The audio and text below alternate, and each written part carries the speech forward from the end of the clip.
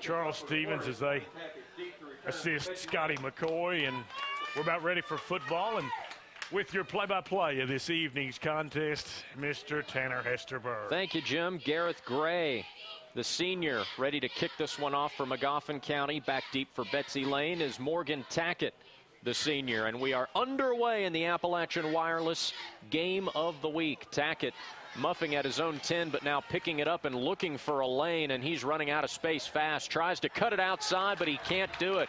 A return of just 5 yards as he's spilled by Ethan Minix on the fantastic special teams tackle. And that Betsy Layne offense, which has been frustrating for its fans to watch so far this year, coming out onto the field. And Jim, you said, according to what Coach Parsons told you before the game, we're going to have a little new look Betsy Layne offense here. I have a little bit of a new look here. You see everybody's going to the wristband, and we'll see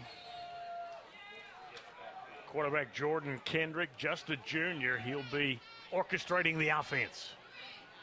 And Kendrick handing off here, and a pretty good gain on first down.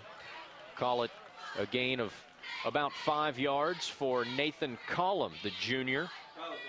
Tailback also plays a little running back. We'll be calling his name a lot tonight on the defensive end. Good blocking point of attack.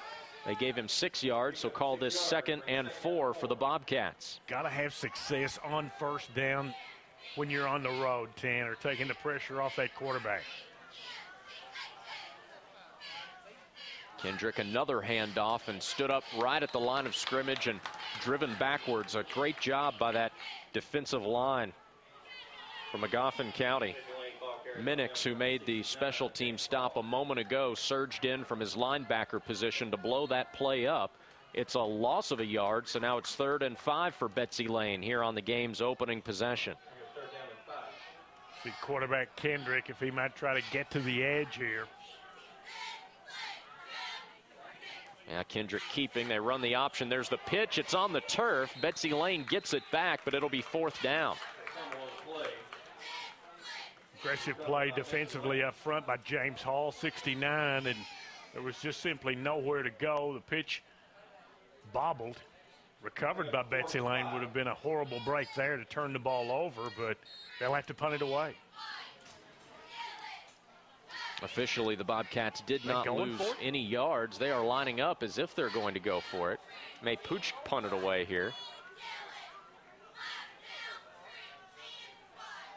On 4th and 5 from their own 20-yard line, and now a timeout comes in from the Betsy Layne sideline. Maybe Coach Parsons just playing a little showmanship right there and trying to draw Magoffin County off sides, but the Hornets didn't bite.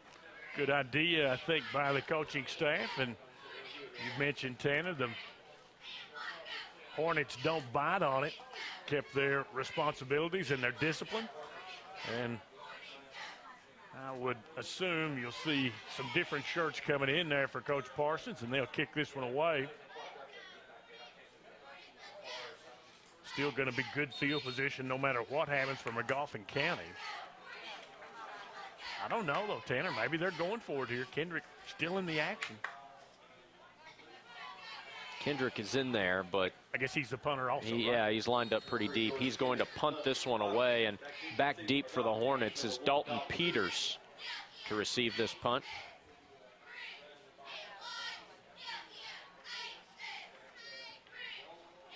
Peters standing at his own 48-yard line. As you mentioned, Jim, this is going to be great field position for Magoffin County. On one hop, Peters fields it at his own 48. He's trying to get around the corner. Makes one man miss as a flag comes down, and Peters carries it all the way down to the Betsy Layne 35-yard line. But this flag was thrown in the area where it would indicate a hold against Magoffin County on that punt return. Al Dalton, 6'2" junior there, makes a nice return, but you'll see official Sean Hall come up there with the block in the back. Let's take a look here at your Deskins Motors instant replay, and there's where you'll see it as Gareth Gray just kind of ran into the Betsy Layne defender. Peters was already by him, but in special teams, you can kind of get turned around a little bit, and of course both of these coaches would lament the fact that you just don't have enough time to do everything, so sometimes special teams and the amount of time you put in there sort of suffers a little bit. And And we'll take a look at this sophomore quarterback, Ryan Mullins, number 6.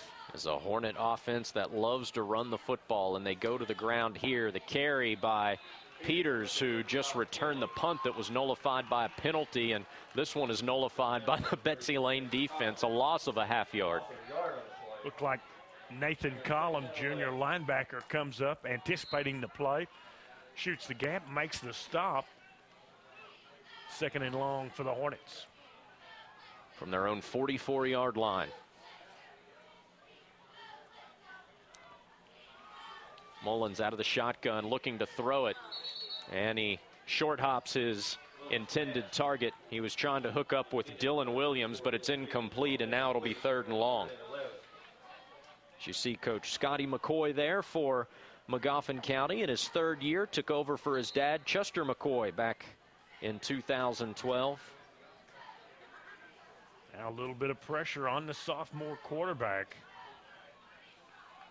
They may try to roll him to one side, kind of move the pocket a little bit. 5-man rush for the Bobcats. Mullins out of the pocket, and it's nearly intercepted. Intended for Nolan Arnett, but Morgan Tackett almost picked that one off. And Jim, if he would have picked it off, he was gone for a touchdown. Had a lot of open territory. Good pressure on the quarterback by the Bobcats. Mullins rolls to his right and just can't quite complete it. And now Magoffin County will have to kick it away. So after Betsy Layne goes 3 and out to start the game, Magoffin County on its first offensive possession goes 3 and out, barring a fake here, which I wouldn't think they would on their own 43. Always worried about the long snap situation, Tanner. And it is a bad snap. Colton Williams retreating, and he is leveled, and the ball's still on the turf. Betsy Layne comes up with it, but it wouldn't have mattered because that was 4th down anyway. It wouldn't have mattered who came up with it. But we will credit the recovery on that to the Bobcats' Bradley Woods, and that is a frustrating mistake for Magoffin County. Look at the replay. Just a tough situation there for the punter, Colton Williams. The snap was high, and he got his fingertips on it, just couldn't quite bring it in, and it's always difficult in these special teams, Tanner, and the long snap really critical. That time it wasn't executed, and the Bobcats have a short field.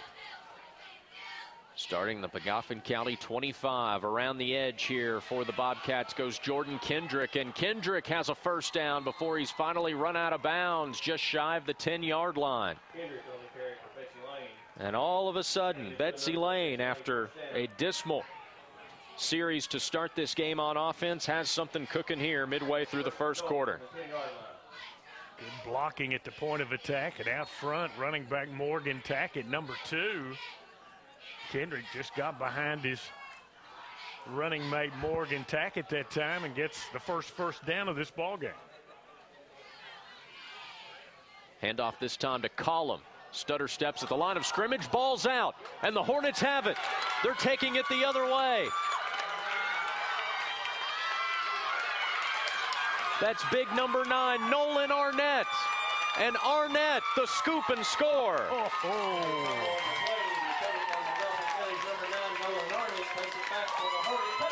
Huge play, Tanner. Looks like Betsy Layne's going to go in to score, and the home folks are up when Nolan Arnett. Let's take a look here.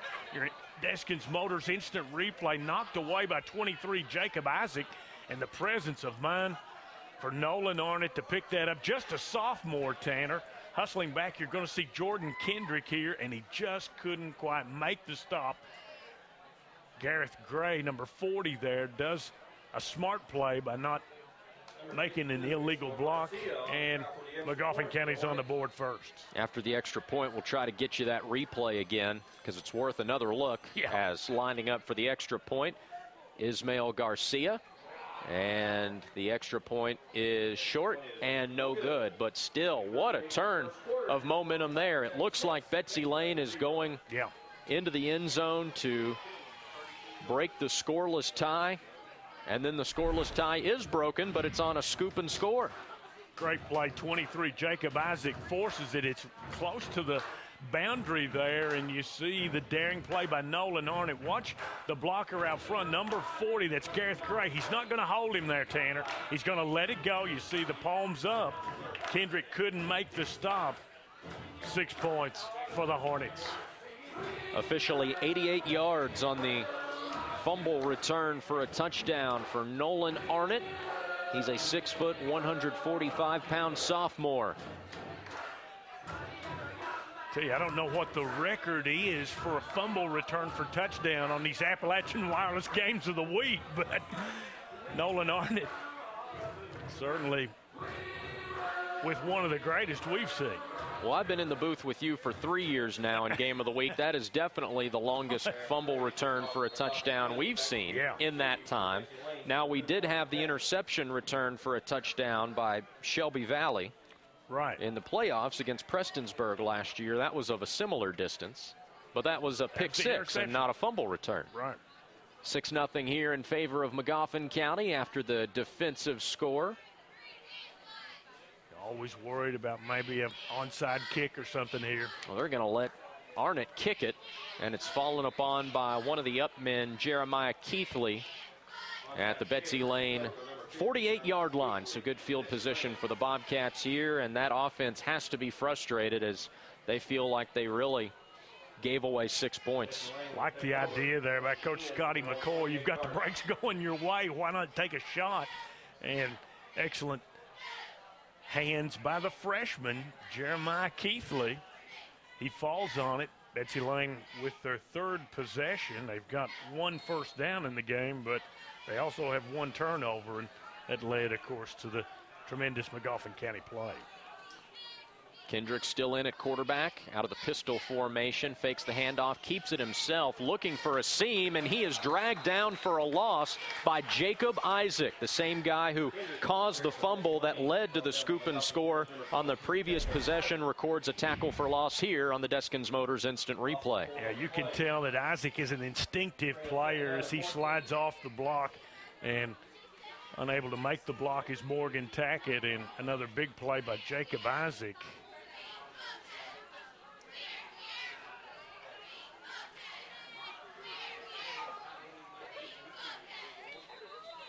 And this play is blown dead. Must have been some movement up front. It's a false start against Betsy Layne. First penalty of the game on the Bobcats. So them and Magoffin County have now each been flagged once so far in this contest. Had some good success running the ball in the first back through. I know Coach Parsons wants to get 33 Nathan Collum with his hands on it. Well, they fake it to Collum. Kendrick looking to throw it, lofts this one too far for Morgan Tackett. Had Tackett open, but just a little too much mustard on that one. It's going to be 3rd and 19 for Betsy Layne. I like the play call. They just didn't quite execute it. Didn't quite, and Kendrick put it in a position where only his guy, Morgan Tackett, could get it just over the outstretched fingertips. Now 3rd down for Betsy Layne early in this game. What you don't want to do here, Tanner, is turn the ball over.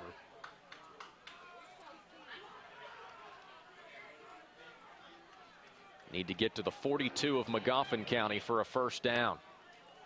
Kendrick's going to put it in the air again. Zips it, and it's caught. Going to be well short of the first down, as that time he does hook up with Tackett for a gain of 6 yards, but it'll be 4th and 13. If you're Jonathan Parsons, do you think about rolling the dice this early in the game as you see the sidearm completion whips it in there into double coverage? So it was a nice pitch and catch, but just wasn't enough to move the chains. I don't think so, Tanner. I think you're going to have to kick this one away, but of course it appears as if they're going to line up, as if they're going to go for it here. Little movement up front. They're going to get them for that. They're going to say Magoffin County called a timeout. So Scotty McCoy did not like what he saw out of his defense there in terms of how the Hornets were lined up. Well, let's weigh the pros and cons of this. If you don't get it, you give it to Magoffin County just 45 yards away from a touchdown that would put them up 2 possessions here in the first quarter. You don't want to let the game slip away from you this early. So I would think that it would be in the Bobcats' best interest to punt this one away, especially after their defense forced a fumble. Yeah. Because that. The only thing you might say, Tanner, is once again the dreaded long snapping responsibilities. Have you got that cleaned up? Because we saw Magoffin County with some issues there, and the ball essentially was turned over. So Kendrick does do the punting chores, but sometimes if those long snaps aren't executed almost flawlessly, it turns into a big opportunity for the defense to come up with a block. Dalton Peters will field this punt. Remember, he had a good punt return earlier in the quarter, nullified by a penalty. He won't get a chance on this one as it sails out of bounds, and Magoffin County's offense will take the field when we return to the Appalachian Wireless Game of the Week on this TV and WYMT.com. Magoffin County up 6-0 after an 88-yard fumble return for a touchdown by Nolan Arnott. And now the Magoffin County offense will look to stake its claim early here in this ball game. Betsy Layne, a couple of 3-and-outs and a lost fumble. Their offense has really sputtered, and their defense will look to bail them out here early. See if quarterback Ryan Mullins works something off the play fake with Dalton Peters. I know Betsy Layne concerned about the running ability of number 1. They hand it off to Peters. He's Good looking block for the edge, and he's got it. You mentioned some good blocking. Peters has the first down and more, picks his head down and barrels his way into Betsy Layne territory. A good start for that Magoffin County offense. Let's take a closer look at what the Hornets have done so far this season, Jim.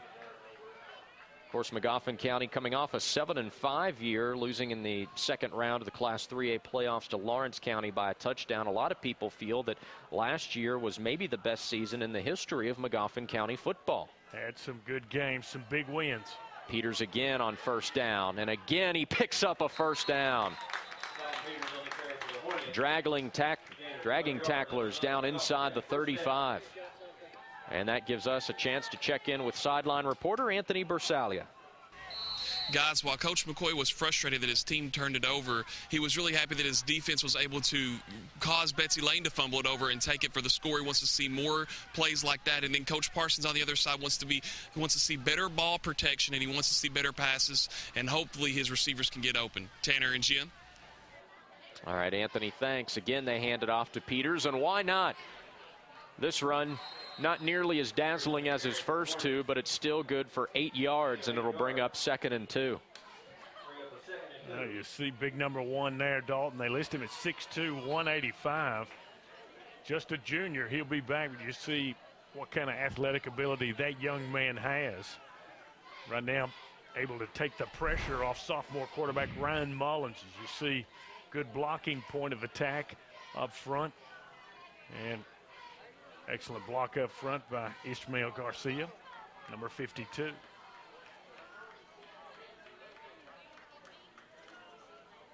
Peters again, hit at the line of scrimmage, falls forward for a yard, maybe 2, very close to the first down marker. Looks to be a little short, and it'll be 3rd and short for Magoffin County. Betsy Layne bringing those linebackers, safeties up awfully close to the line of scrimmage. You wonder if maybe Mullins might try to fake the run, hit somebody over the middle. They could be open. 4 carries on this drive so far for the junior Dalton Peters.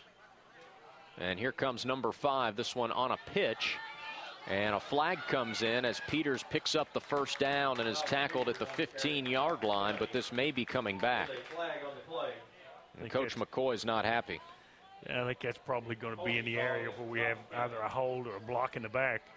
And a little assistance there from the Betsy Layne players. Let's take a look here at Tedeschi's Motors Instant Replay, where you are always approved, and see if we can pick it up. And there it is once again. You see that excellent call by the officials. Sometimes when you get out in space like that, Tanner, you've got to keep your discipline as a blocker. Before you know it, somebody almost kind of runs into you, but the foul is on you. After the penalty, it's 3rd down and 7. Hornets need to get to the 25-yard line for a first down.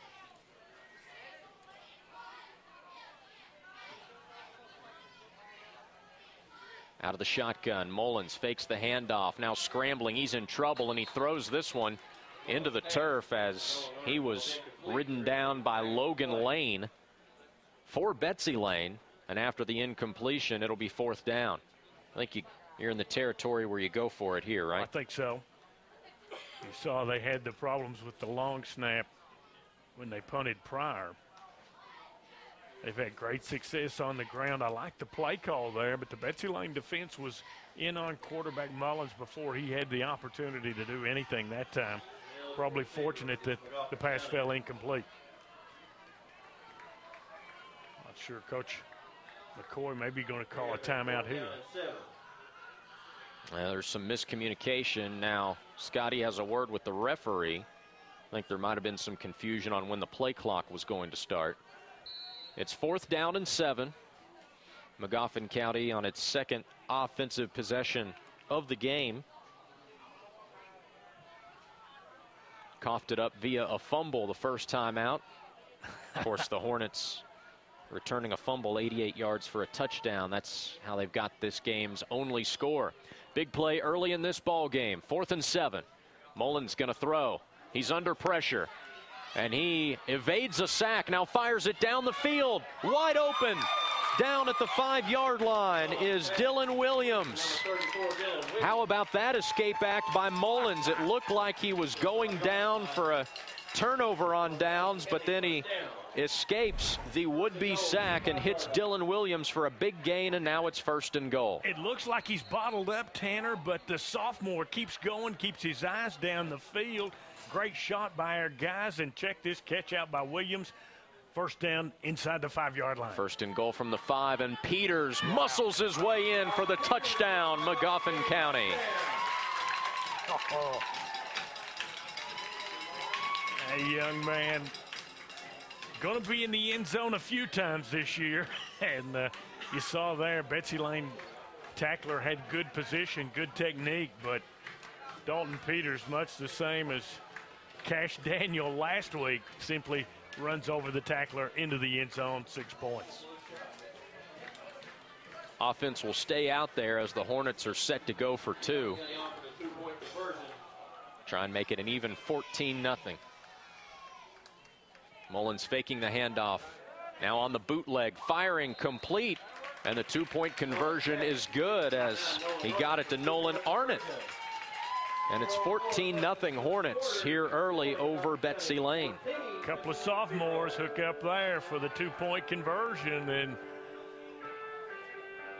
all of a sudden these Magoffin County Hornets flying around, flying to the football on defense, making some big plays offensively and defensively. I guess you'd say, Tanner, really the game has been pretty much even except for 2 spectacular plays. The punt return earlier by Nolan Arnott, and then the pass and catch by Ryan Mullins and Dylan Williams. 2 big plays that make the difference in this ball game.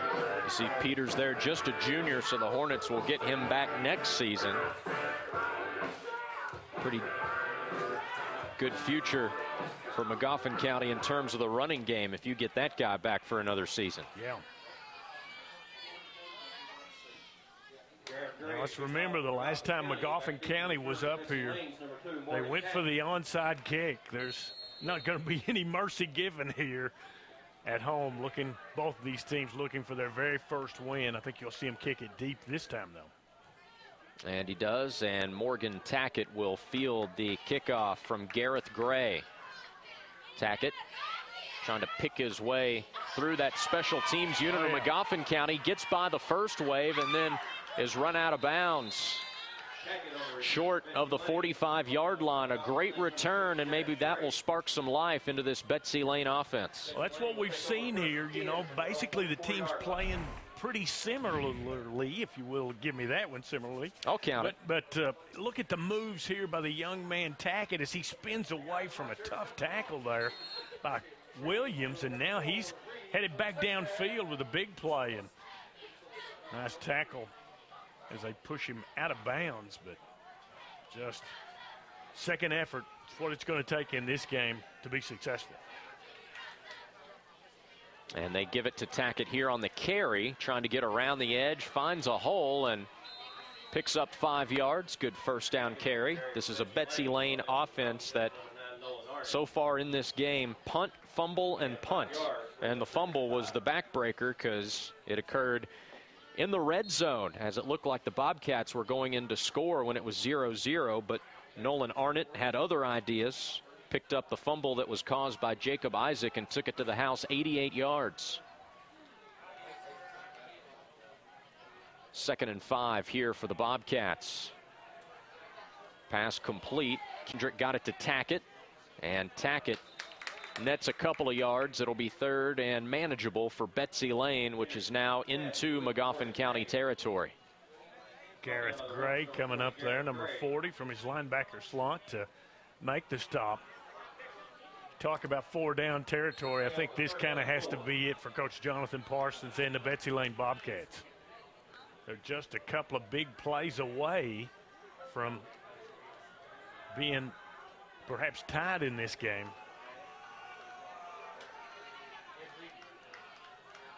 We'll see what Jonathan Parsons dials up here on 3rd and 3. On the quarterback keeper, Kendrick is spilled for a loss of a half yard. Good penetration by Gareth Gray to blow that play up, and it's 4th down. Take a look here at your Deskins Motors instant replay. They try to get the flow going to the top of the screen, and nothing there for quarterback Kendrick. Once again, a big play by Gray, number 40. Not necessarily a throwing down here, 4th and a long 5.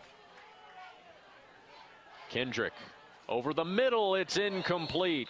Had a man open, it was Kyle Watkins, but he couldn't make the grab, and Betsy Layne turns it over on downs. Watkins had a step on the defender.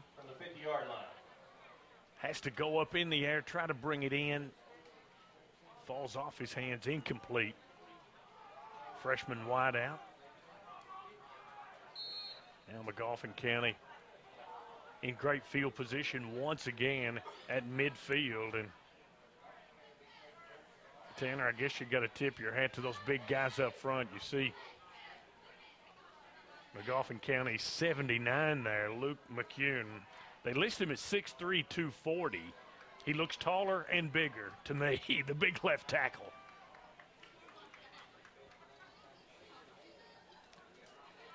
On 1st down, they run the option and they pitch it to Peters. And Peters, a good gain all the way down inside the 30-yard line. Pickup of 22 yards on 1st down, and Dalton Peters continues to deliver for this Magoffin County offense. You're going to see an excellent job by quarterback Mullins as he draws the defender to him, makes the pitch. Great blocking downfield by the Hornets. And once again, Peters is in to the secondary. He'll be run out of bounds by Tackett. Play selection so far for Magoffin County, 9 runs, 3 passes. That run got him a 1st down, and this run looking pretty good as well.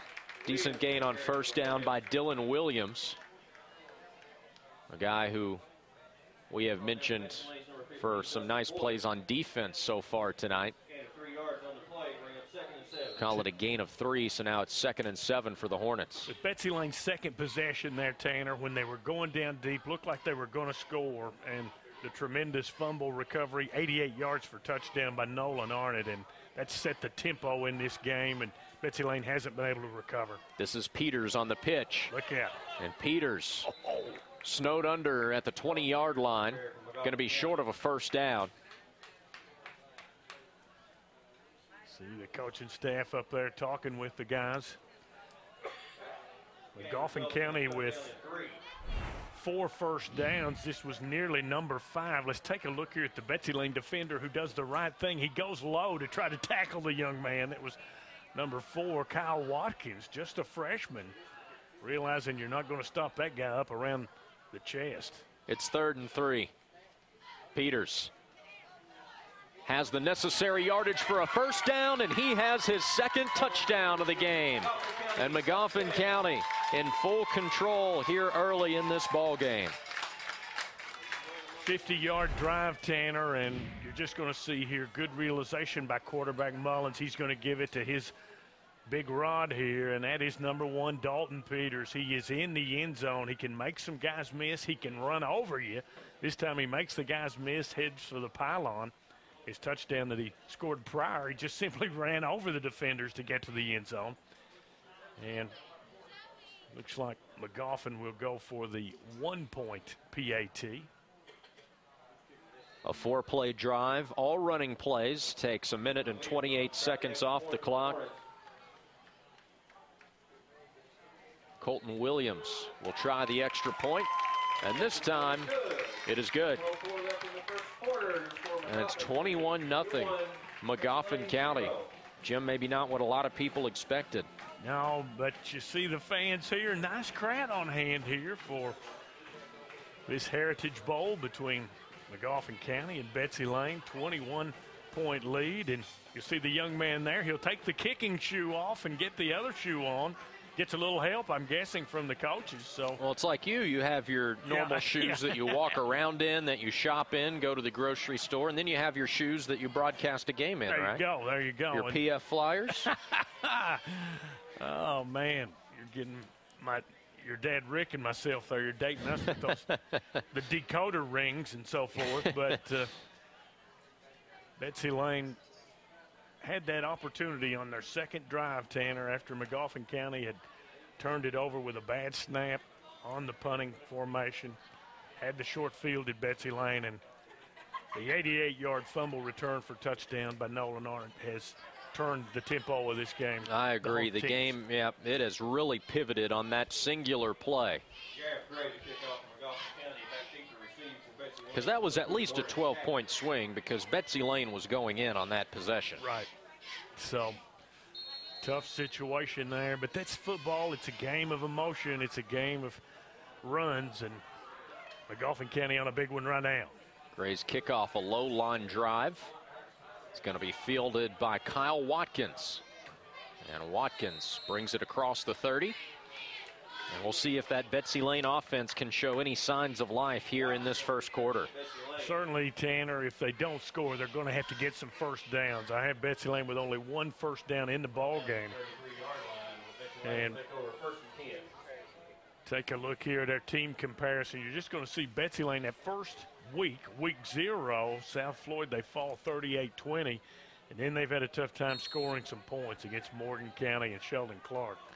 Magoffin County, on the other hand, is exploding with 21 points, more points than they've had all year. Collum on the carry, and he's ridden down for a loss of a yard.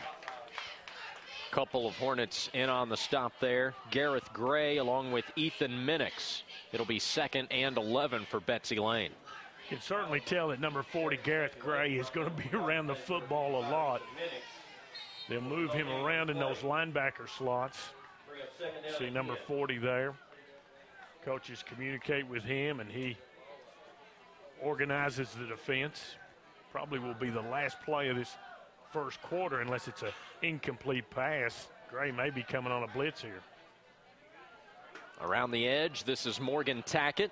And Tackett, who's had a nice game so far, picks up 8, maybe 9 yards. It'll be 3rd and short for Betsy Layne when we begin our second quarter here in the Appalachian Wireless Game of the Week. All Magoffin County so far, but the Bobcats trying to rally as we begin the second quarter after this.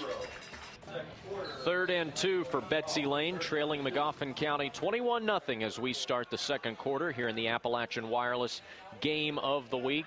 Collum looking to get around the edge. He is nearly spun out of bounds. Now he reverses field. How did he get out of that? He picks up the first down, and he's down into Magoffin County territory.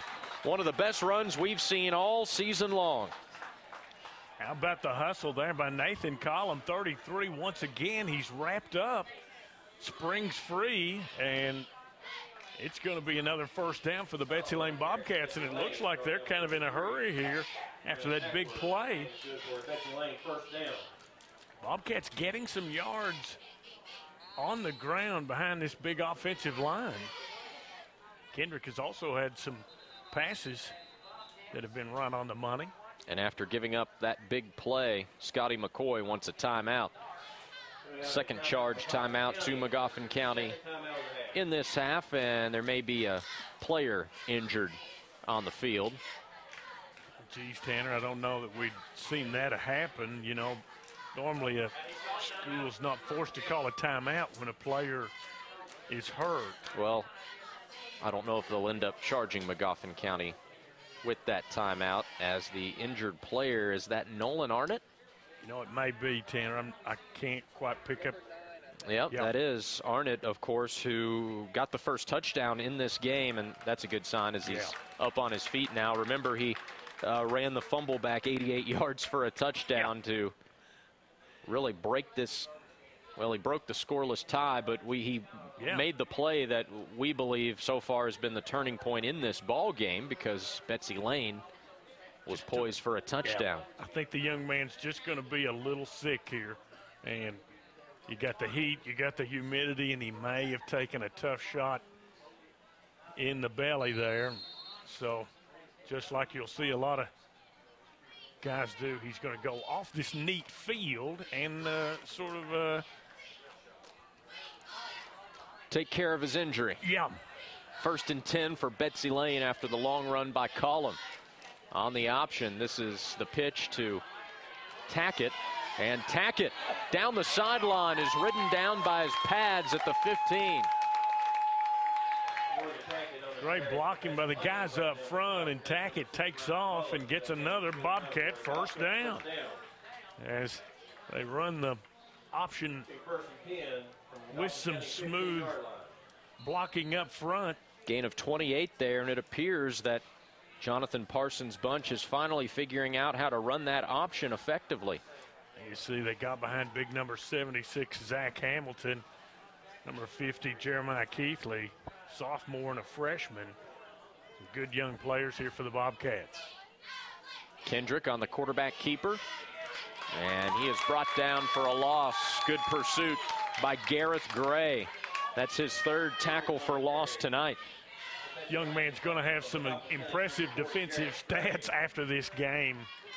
Kendrick trying to get wide. It's almost like you have to, when you're playing Magoffin County, you need to see which side of the field Gray is on and run away from him, because he just simply overpowers the blocking scheme and makes some big plays. Of course, with his speed, you know, a lot of times you'll say run right at the fast guys because they'll chase you down from behind. After the loss of 5, it's 2nd and 15 for Betsy Layne. Look here, there goes. We're having some sickness on the field as Gray, you may have gotten the shot there with, I'm not sure if we have a little of the chunks that are flying, you might say, on the field. And this is such a neat new field, we don't want to make too much of a problem. We're going to get Anthony out there with the hose here in a minute. That's exactly what's going to happen. And we have a timeout here. It's an official time. I don't think he did that on the football, although sometimes you'll see those guys in the NFL, as you see Sean and some of the guys sort of taking a look. I'm glad that they're pausing, because I wouldn't want to be the guy falling in that, okay? But you'll see right there the shot of number 40, Gareth Gray, and we used to call it Colin Lou, Tanner, as you see. It's sort of call there. We used to call it your Colin Lou. Let's go down to Anthony.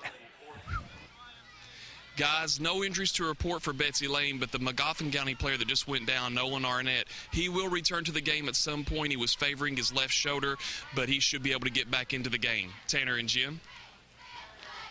All right, Anthony, thanks. Yeah. Yeah, we've second quarter sponsored by Pepto-Bismol in our game of the week.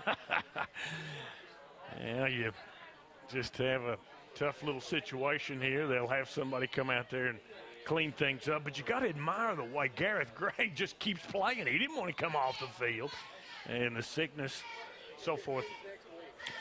Let's talk a little bit about our upcoming Appalachian Wireless games of the week. Harlan County, the Black Bears paying a visit to Johnson Central next Friday night. And then we're excited for our first college broadcast of the year as the Morehead State Eagles will host Kentucky Christian University, nearby rival.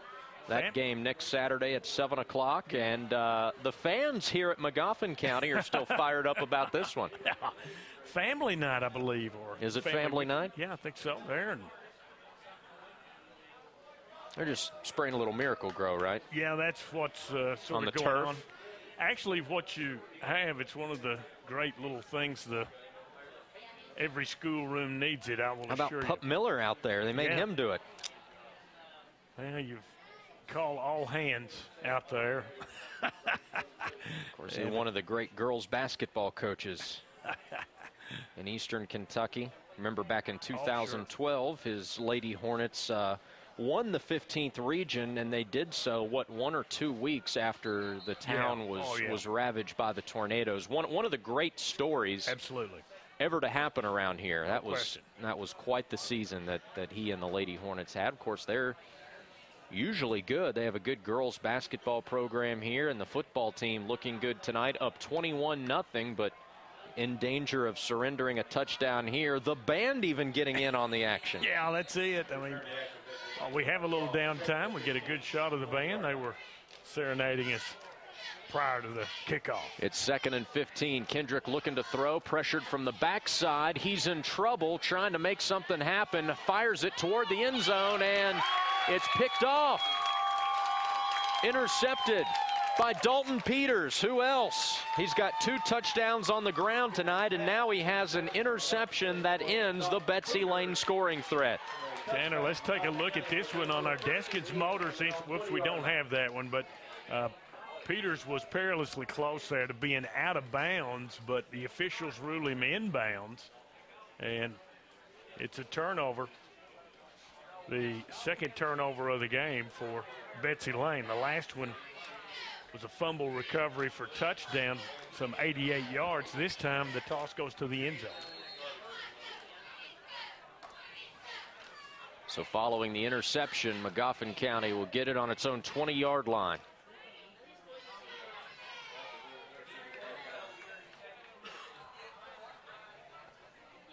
Stoppage in action here while the Hornets get the appropriate number of players out on the field.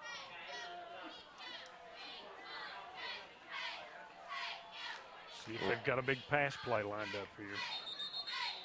Well, they'll have to wait if they did as a penalty flag comes in. It's a delay of game. They took too long. Wondered why, a lot of times, Tanner, when you have a lot of time like that, you're maybe trying to get organized with a pass, and they will assess the 5-yard penalty due to delay of game. Peters is having to come out of the action right now. He's not back in the backfield. And quarterback keeper here for Mullins. Looked like there was some confusion on the handoff, but Mullins picks up positive yardage, brings up 2nd down. Talked about Magoffin County as we look at the Deskins Motors instant replay. Yeah, it might have been a busted play, but the Hornets 0-3 this year, poised for their first win of the season, up 3 touchdowns right now. They would love to put another score on the board before halftime. Call it a gain of 5. It's now 2nd and 10.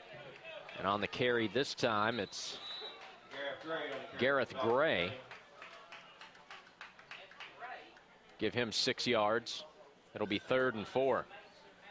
Certainly Magoffin County able to interchange those running backs. Dalton Peters, Gareth Gray.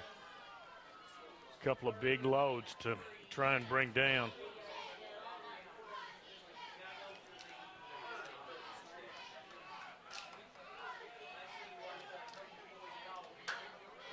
On 3rd and 4, they give it back to Gray, and he picks up the 1st down. Gareth Gray busting this one open. Gray stays on his feet and tackled at the 21-yard line of Betsy Layne. Oh, man. Tremendous individual effort Young man never comes off the field, and Tanner's jersey looks pretty much sweat-soaked. You see there, Peters going to come in and sub for him. Young man breaks off a huge first down. I think that's 7 in the game for Magoffin County, 3 for Betsy Layne, but the Hornets big edge on the scoreboard. Peters back in there as Mullins in the pistol formation will pitch it to Peters, and nothing doing here as he's ridden to the ground. And let's go back to the replay of the interception by Peters. Going to see the quarterback here, Kendrick, get flushed out. He'll come to the near side and he'll lob it up. And let's see if Peters gets one of his feet in, or does he just kind of have his momentum carry him out. There he is. He's up. Look at that. He's in. That's an interception. That was a great call by the officials. Great shot by our guys. He got the left foot down. Super play. After the loss of 1, it's 2nd and 11. They fake it to Peters. Mullins lost that football. There's a scrum for it. I think Magoffin County got it back, but it will be a big loss and bring up 3rd and long as our officials are in there trying to sort it out. And Mullins, quarterback Mullins, got it back. Looked like Peters wasn't expecting the football that time, Tanner. And handoff botches a little bit. One of the few plays that Magoffin County hasn't run superbly. So they lose 1 yard on first down. They lose 4 yards there, and now it's 3rd and 15. Hornets need to get down to the Betsy Layne 11-yard line for a fresh set of sticks.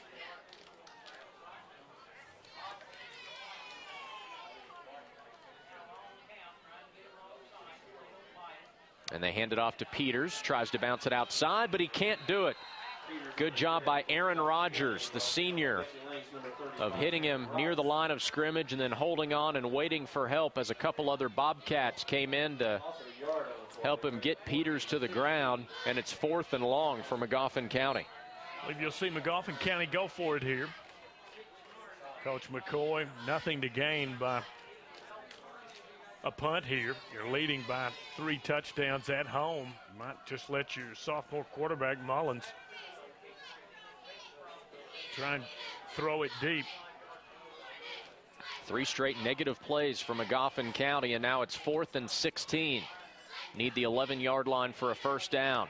Mullins faking the throw, and he is sacked. Big number 60 rode him to the ground. Grant Tackett, the freshman defensive lineman, comes up with a big sack and forces the turnover on downs. Tom Mullins kind of went a little bit for the play fake. Let's take a look here at our Deskins Motors instant replay. And just simply swarmed under by Grant Tackett, the freshman defensive lineman. And that gets us to a media timeout. 21-0 Magoffin County, but Betsy Layne's offense will take the field when we return to the Appalachian Wireless Game of the Week. Betsy Layne looking for a score here before halftime to try to take some momentum into the locker room and get on the scoreboard on first down.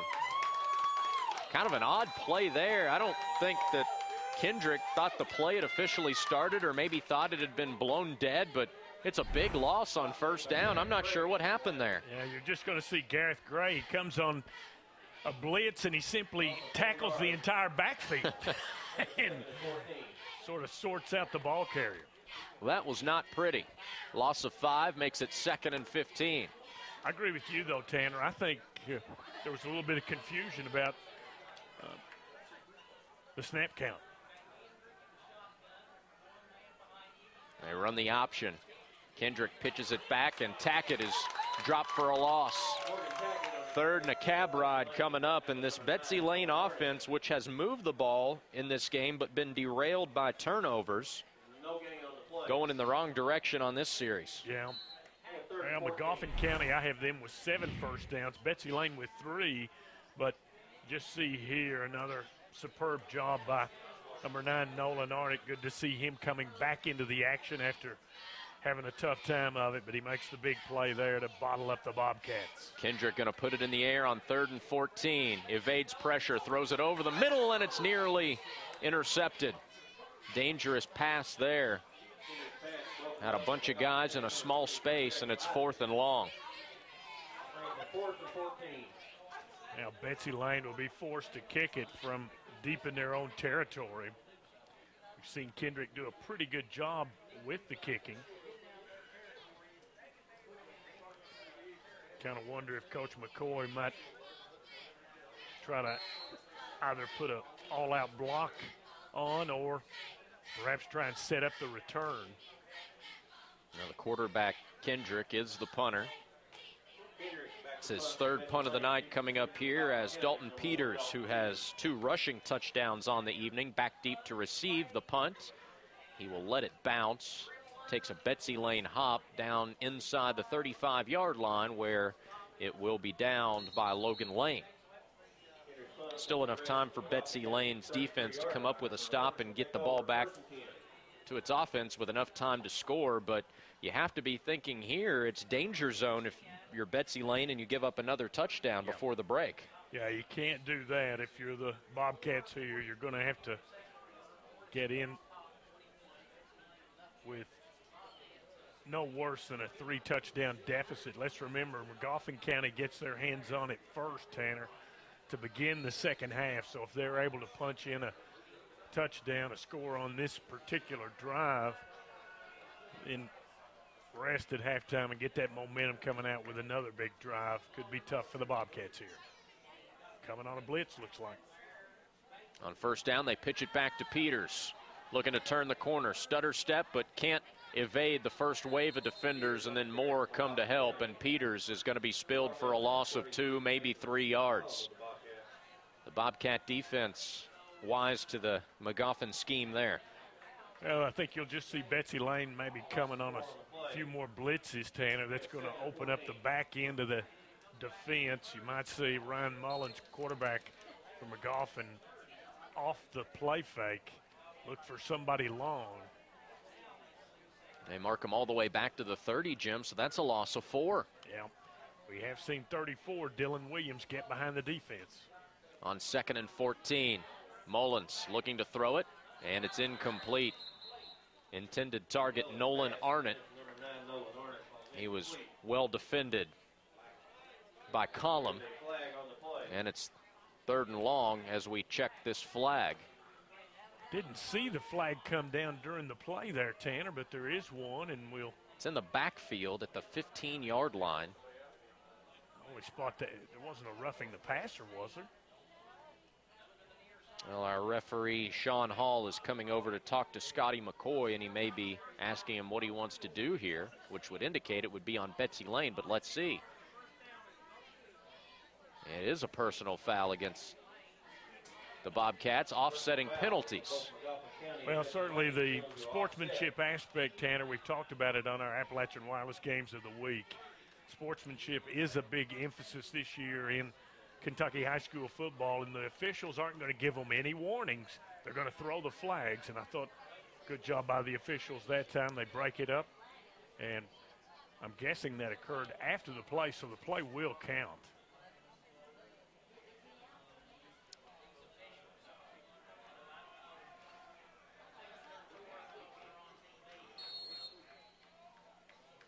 Our official just signaled 2nd down, and that's what the down marker is on the field. So I think they're going to replay that. 2nd and 13, and here come more flags. And this is a false start against the Hornets. 5 penalties now called on Magoffin County, 3 against Betsy Layne. A little bit of confusion up front that time, Tanner. And appeared as if a couple of guys moving at the same time. They'll allow you to do that in Canada. Or just a few miles south of the border, Yeah. so. They also have the goalposts in the front of the end zone. Yeah, so. Well, we've got some substitutions going on. I'm guessing that with some of these new shirts and new guys getting an opportunity, that's where some of the confusion has occurred, and I believe Coach McCoy's used his last time out. Hornets take a timeout. You know, these two teams played last year, Jim, and it was quite the shootout. Betsy Layne winning 52-36. So Magoffin County playing with a little bit of a chip on its shoulder, as you see the coaches going over some instructions there with the Hornet offense. Kind of thought we'd see some more scoring, certainly from Betsy Layne in this one. They've got the ability to run and throw. And I think what's maybe happened with Magoffin County is, you know, you're excited, you're playing here in front of the home fans. It's kind of hot, it's kind of humid. And I think Coach McCoy's having to get some substitutions on those guys up front.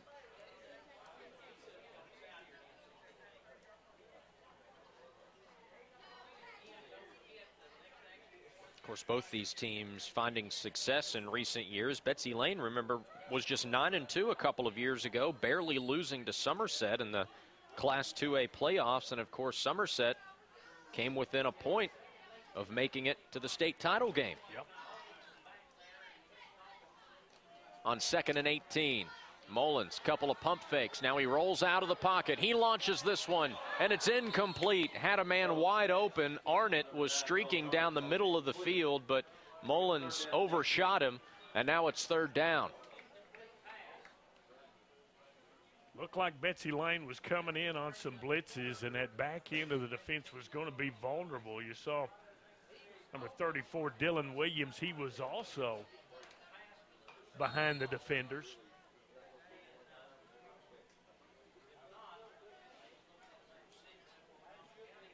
What do you call here on 3rd and 18 from your own 25? Well, with a 3-touchdown lead, I don't think you can be too aggressive here. No, I don't think so. You may see a little screen or something like that. It doesn't look like Betsy Layne's going to be in a blitz mode, so they're probably covering with 8. Mullins, plenty of time, putting some air under this one, and it's incomplete. Trying to hook up with Dylan Williams, but it was well defensed by Betsy Layne. Morgan Tackett among the defenders in there to break that one up, and it's 4th and a cab ride. And the adjustment by the Bobcat defense there will force Magoffin to punt it. Let's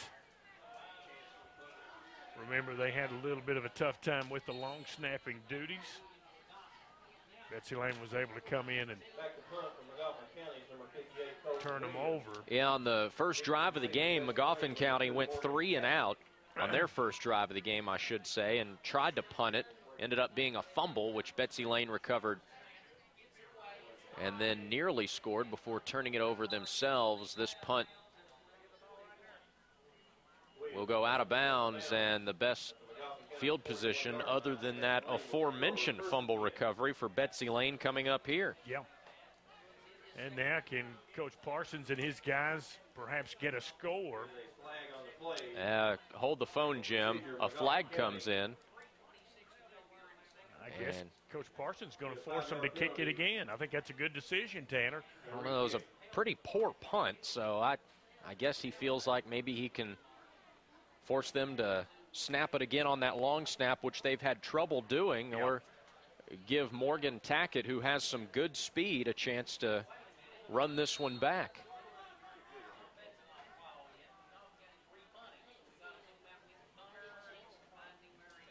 Well, this snap even better, and the punt even better. Tackett will get a chance to bring it out, and he is drilled. That's a live football.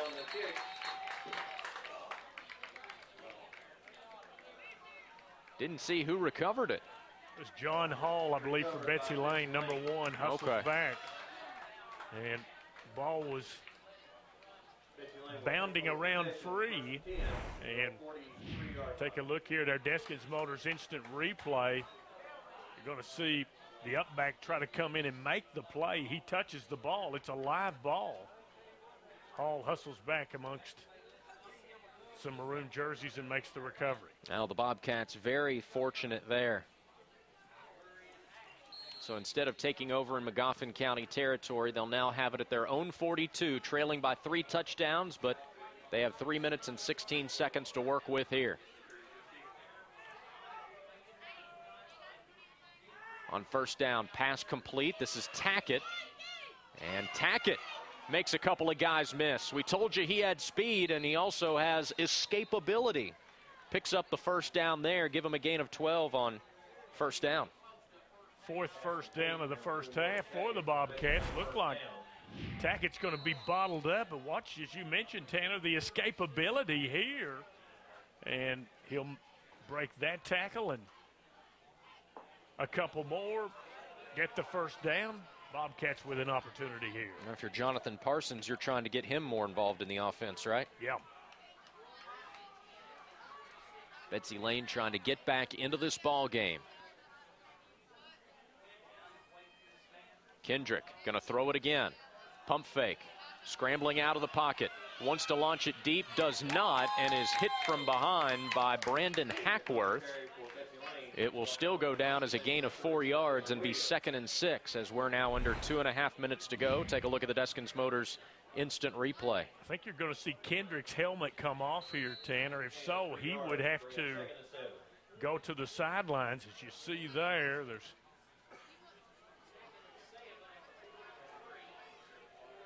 saw the guys go down, and guess the helmet stayed on. Oh, there is a different quarterback in there. Yeah, but it's Kyle Watkins, the freshman, in there under center on 2nd and 6. And Watkins, he's going to keep it himself. And Watkins, good little burst of speed, and he goes down very near the first down marker. Not bad for a backup quarterback, huh? Dives in there and saw the sticks. You're just going to see here, it's just simply the quarterback rolls to the top of the screen, gets some good blocks, and sees the sticks, tries to dive for another first down. I believe he was brought down just shy. He's a yard short. It's 3rd and 1, and Betsy Layne wants to talk about this play call. Jonathan Parsons signaling for a timeout. Of course, you know Jonathan well in his 9th year at Betsy Layne. Hard to believe he's been around that long. Yeah, it surely is. A young man has done an excellent job at Betsy Layne and just trying to keep things going there. You see 6-5 last year, a tough first-round loss in the playoffs to Danville, and lost a lot from that squad. They've got a lot of youth, a lot of inexperience, but some good things are happening for the Bobcats. So let's see in this last minute and 30 seconds if Betsy Layne can perhaps push something across. And then on the other side for Magoffin County under head coach Scotty McCoy, 7-5 last year, and again, a lot of people consider that to be the best team in Magoffin County history. Well, they won a playoff game, got they to did. the second Nearly round. won 2, losing to Lawrence County here in Salyersville by a touchdown. Of course, it's tough. You're in there in Class 3A with Lawrence County, with Belfry. Yeah. 3rd and 1. Kendrick looking to throw this one. Lets it go down the sideline, and it's picked off. Flag down. Going to be interesting to see what the call is here. On the field, the call is an interception for Magoffin County's Jacob Isaac. Remember, he caused a fumble earlier in the game and may have his 2nd forced turnover here, but I think this was pass interference. If it is pass interference, it will be assessed and will be a first down for Betsy Layne. And I think you saw the signal there from referee Sean Hall. 6th penalty of the game against Magoffin County. Now, if this was the NFL, that'd be a spot foul, and Magoffin County would be sitting pretty, but they'll take the first down. What do you think about throwing it there on 3rd and 1? I like that call. You know, you're going to have to score some points, I believe, here on this particular drive if you're Betsy Layne. First down, Betsy Layne. To try and make a game of it in the second half. So they put it up on 3rd and 1, try to maybe surprise the defense. Kendrick back in the game, throwing, completing. This is Bradley Woods, his first catch of the day, and it's good for 8 yards as that clock runs as we approach the 1-minute mark here in the first half. If Betsy Layne can score here before halftime, take some momentum into the locker room, it looks a lot better being down by just a couple of touchdowns than it does 21-0. You feel a little better about yourself, maybe. Well, the game has been pretty even yardage-wise. 7 first downs for Magoffin County, 5 for Betsy Layne, but the big plays have been all maroon. On 2nd and 3, Kendrick on the quarterback keeper keeps his legs churning, but he's going to be dropped for a loss of a yard. That is the last thing Betsy Layne wanted. Sans a turnover. And it's going to be third down. And clock stops, and Betsy Layne called a timeout. Good decision there by Jonathan Parsons. Well, you're going to see here, Tanner, just it's a difficult time for the quarterback just because the pressure was all over him and the receivers were covered downfield. Good coverage by Coach McCoy's defensive backs. There really was no one for Kendrick to throw to. So rather than risk the interception, he just eats the football. Betsy Layne with an opportunity here. Talked about Magoffin County will get their hands on it to begin the second half. All the more motivation if you're Betsy Layne to try to punch it in here. Yeah. It's been a really long first half. Twitter promotion so far this season. 3rd and 5 for Betsy Layne. Kendrick, he's going down. A big-time sack by Colton Williams. And it's 4th down. Clock under 30 seconds. Heavy pressure by Colton Williams as he beats the block up front. No chance for Kendrick as he goes down. Clock running. This may be the last play of the half. 4th and forever.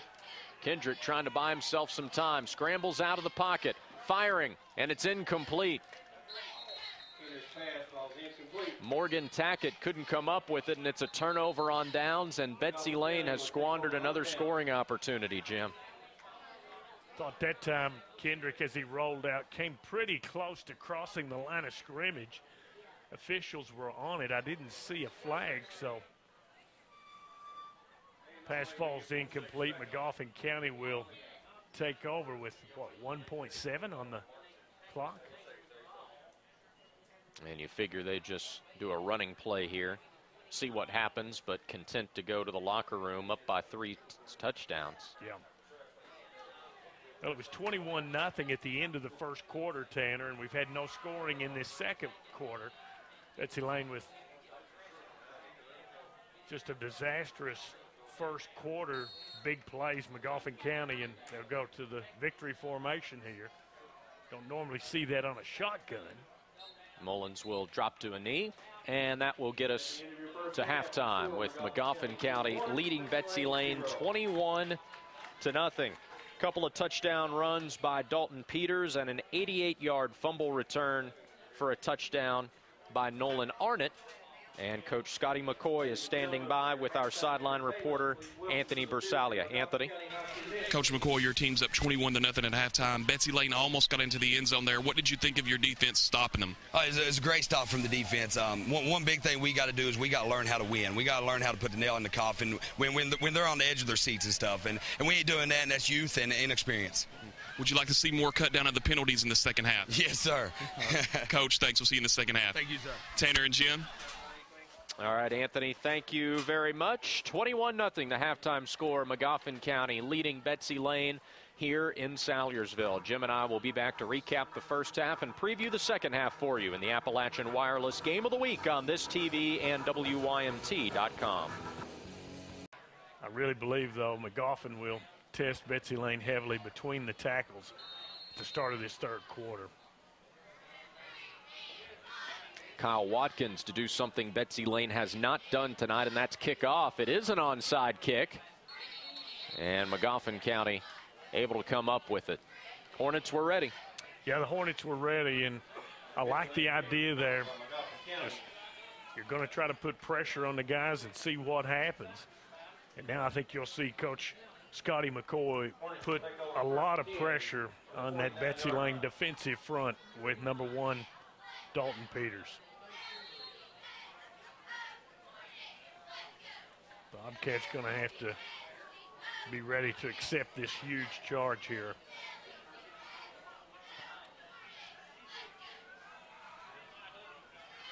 On 1st and 10. Mullins will pitch it over to Peters, and he's dropped for a loss. How about that defensive play by big number 35, Aaron Rodgers. The senior explodes into the backfield and takes down Peters. One of the few seniors on this team, and he came up a little slow there. great instincts. I guess everybody in the ballpark realized that number 1 was going to get his hands on it. And 35, Aaron Rodgers. Great name, right? Aaron Rodgers? Yep. I don't know anyone else named Aaron Rodgers. This is going to be a legal motion, as Magoffin County had too many men in the backfield in motion at one time.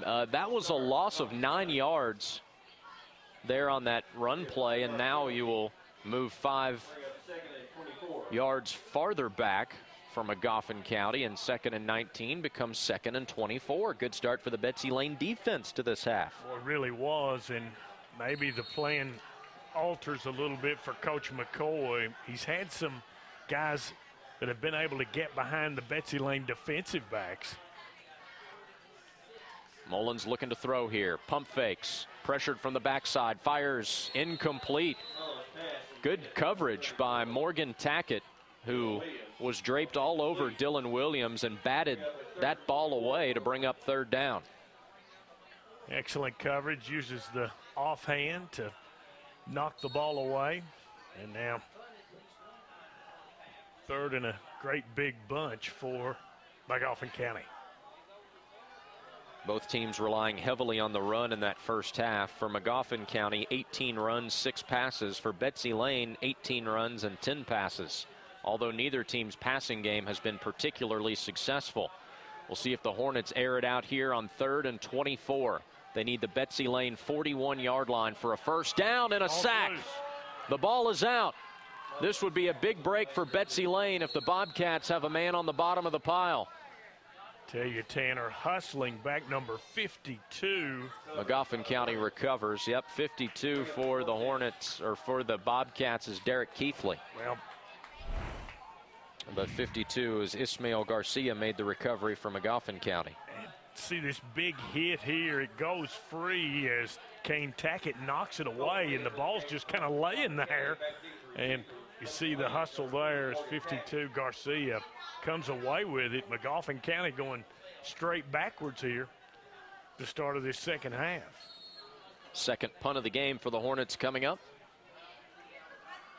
Tackett back deep to field it for Betsy Layne. Pretty good punt, end over end.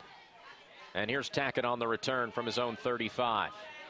Tries to throw a stiff arm, gets by a couple of would-be tacklers.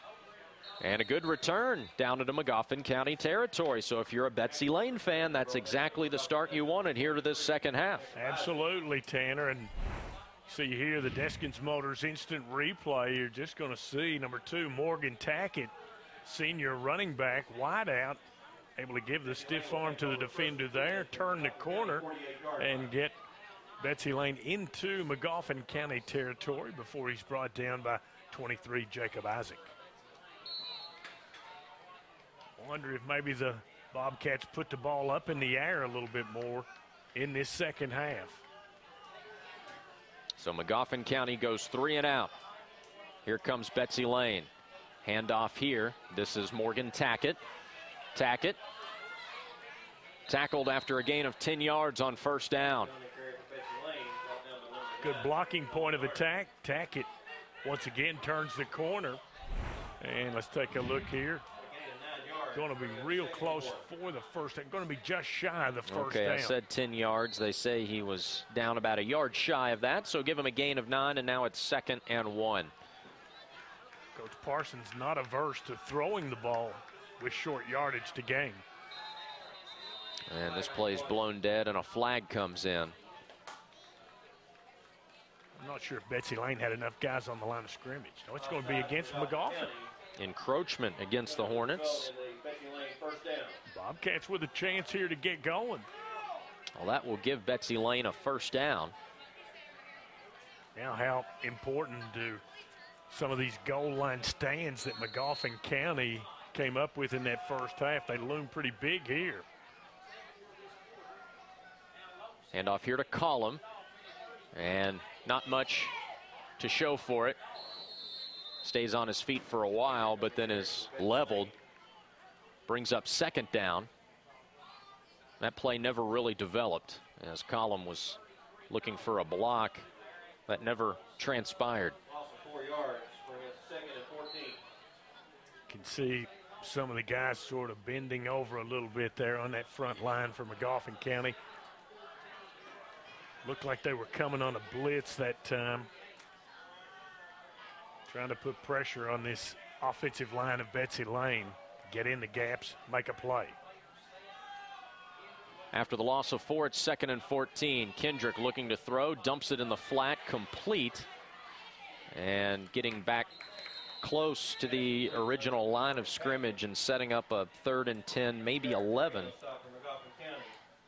Tackett's helmet comes off, so he knows the rules. He'll have to exit, and that will hurt because that young man's been a focus of the Betsy Layne attack. Here you see 3rd down, quarterback Kendrick, and forced out of the pocket. The release valve was Tackett. He's tackled and the helmet flies off.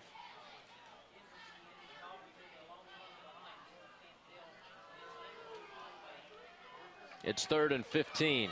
Kendrick, he's going down. Penalty flag down as well, as Dylan Williams came up with the sack. But we'll have to check the marker. It was thrown in the area of holding. That would be my guess, Tanner. Holding. See Sean Hall talk with his guys about it. If you're Magoffin County, I think you'll want to take the play. So I think you'll see him refuse the penalty here.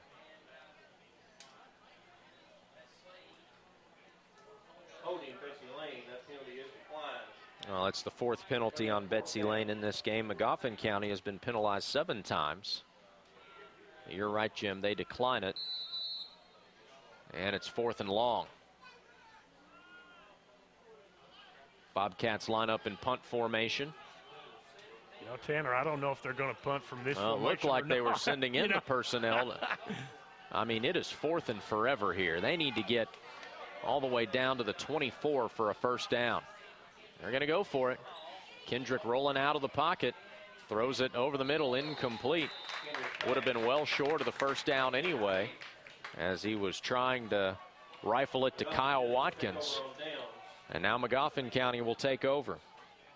Betsy Layne squandering another chance there, Jim. Good coverage back there by the Magoffin County secondary. Nowhere for quarterback Kendrick to go with it, really. So he chooses Watkins short, unable to connect. Bobcats turn it over on downs. Magoffin County now with the possession.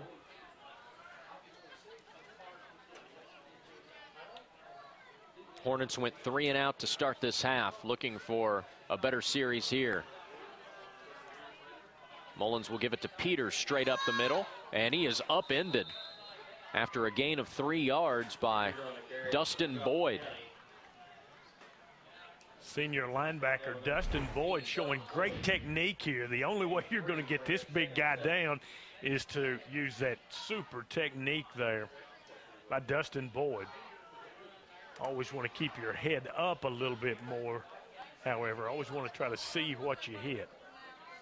Mullins will give it back to Peters, and Peters hit at the line of scrimmage, keeps his legs moving, and picks up another 3 yards. So it'll be 3rd and 4 coming up for the Hornets. Well, this is what we thought. We thought that Magoffin would come with a solid dose of Dalton Peters. And nothing fancy, just trying to get behind that big offensive line.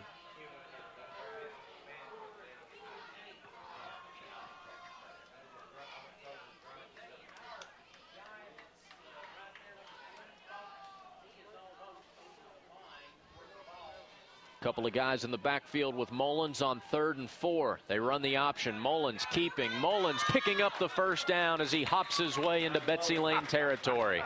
Good decision to keep it. Really was. Great ball fake, and the young man cuts it up. Let's watch here on our Deskins Motors instant replay. You got to approve the way the young man with the quick fake there, not afraid to take it into traffic, and he gets the 1st down for the Hornets. Chewing up a lot of this clock too, Tanner, with some 1st downs, giving Betsy Layne fewer opportunities to get back in this one. At the Bobcat 47, it's Peters again with a head of steam. Peters still on his feet, picks up another first down as he's spilled shy of the 30. Sophomore linebacker number 21, Logan Layne, might have been the last guy there, Tanner. Watch this, some nice blocks out front, and Layne has to bring him down. Another first down for Magoffin County. Layne, the sophomore.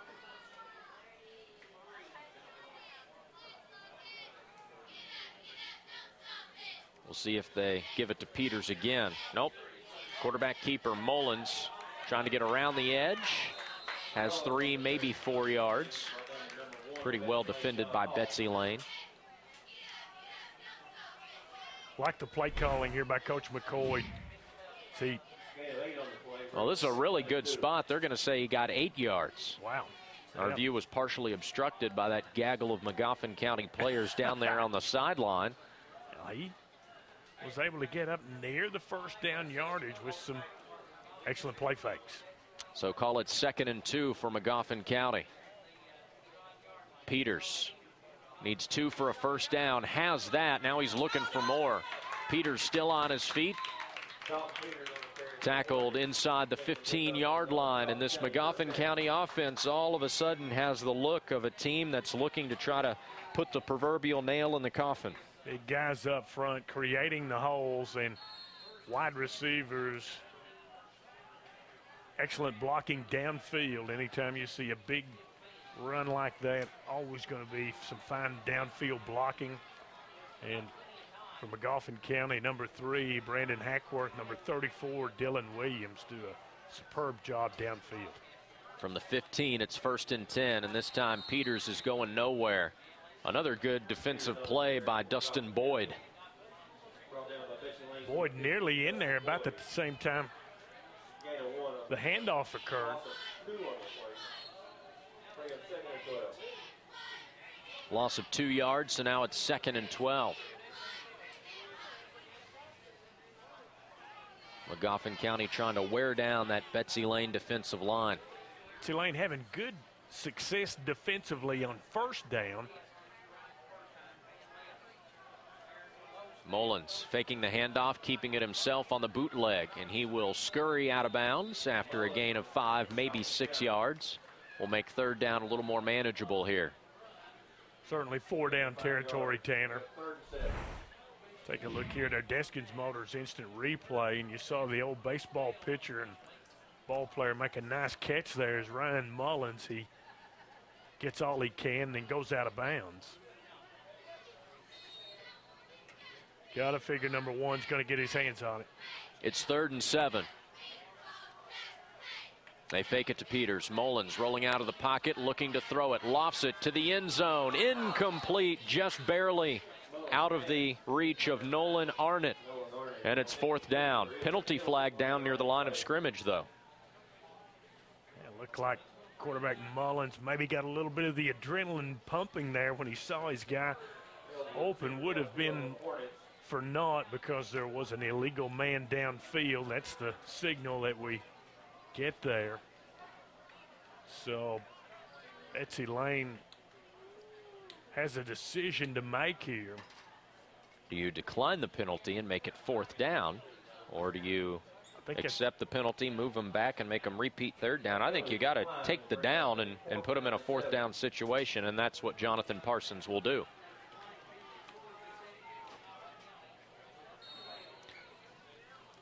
It appears that Peters will come out of the action there, and Gareth Gray comes in. 10th play of the drive here from Magoffin County. It's 4th and 7. Mullins throwing, and it's incomplete. Trying to get it to Gray. He was not turned around quickly enough to make a play on that pass, and it's a turnover on downs for Magoffin County. 2nd time this game. The Hornets have given it away after failing to convert a 4th down. Gets us to a break. Magoffin County still up 21-0 in the Appalachian Wireless Game of the Week.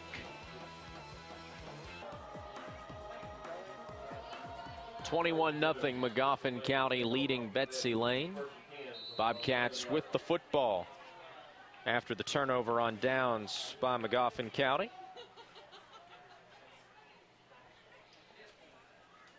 On first down, handoff straight up the middle and nowhere really to go. And that gives us a chance to check in with Anthony Bersalia down on the sidelines. Guys, no injuries to report for Magoffin County, but number 35, Aaron Rogers for Betsy Layne, is favoring his hip. His return is questionable. And Coach Parson was very, very happy to see his team get a stop there on fourth down. He wants to see his team have some passion on offense and get on the board before this quarter ends. Tanner and Jim. All right, Anthony, thanks. After the loss of 2, it's 2nd and 12. Got to figure Magoffin County might come with some pretty heavy blitz pressure here on the junior quarterback, Tanner. And the pass is nearly intercepted. That would have been 6 points if Jacob Isaac was able to haul it in, but it's incomplete, and now it'll be 3rd and 12. Really wasn't a whole lot of blitz pressure that time, just simply the big guys up front beating their blocks and putting the pressure on quarterback Kendrick. 3rd down, deep in your own territory here, Tanner. Don't know if your defense has been playing pretty well the second quarter, since the second quarter. So you certainly don't want to turn it over here and give Magoffin a short field. Penalty flags come in here on 3rd and 12. And this will back Betsy Layne up even more. So if you're Magoffin County here, you're thinking you want to get a stop on this play and then force Betsy Layne to punt from the shadow of their own goalpost. Wouldn't be set up surprised. Good field position. I wouldn't be surprised to see an all-out blitz. Of course, that's going to open up an opportunity for a completed pass.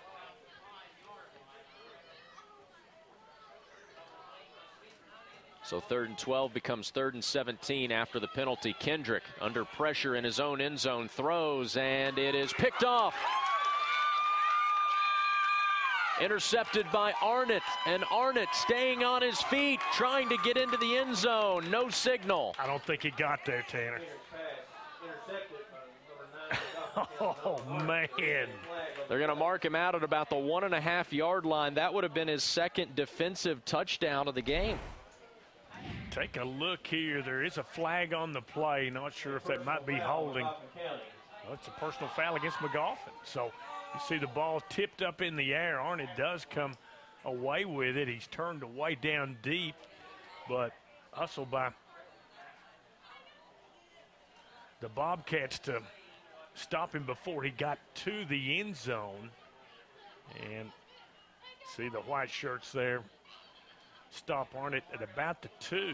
So results in a 15-yard penalty, but Magoffin County will remain in possession of the ball. So Magoffin County does have the ball. I don't think that's right. I think First and 10. it's first for Betsy Layne, isn't it?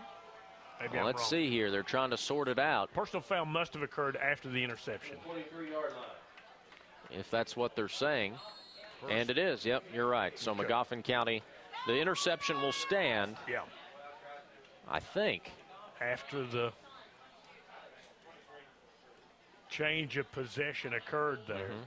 So Magoffin County's offense, which has punted and turned it over on downs on its 2 possessions so far in the second half, takes over on the Betsy Layne 23, and here's a run by Mullins. Wrapped up after a gain of 8, maybe 9 yards. Tackled on the play by John Hall. Tell you, Tanner, you know, we've seen all these beautiful new fields across the mountains in the last decade or so. I'm going to say one thing about the new fields. It appears to me that there are fewer injuries, okay? Fewer knee and ankle type injuries with these artificial surfaces. On the run, this is Peters. Picks up the first down and sets up a 1st and goal for the Hornets. Saw him lower the shoulder there, Tanner, and let's take a look here at our Deskins Motors instant replay where you are approved, and you got to approve the way this young man gives the stiff arm and then lowers the shoulder into Nathan Collum of Betsy Layne. punishing runner, Dalton Peters. On 1st and goal, they give it back to Peters, looking for his 3rd touchdown of the game. He's inside the 5. Gives way to 2nd and goal as he's tackled by Zach Hamilton.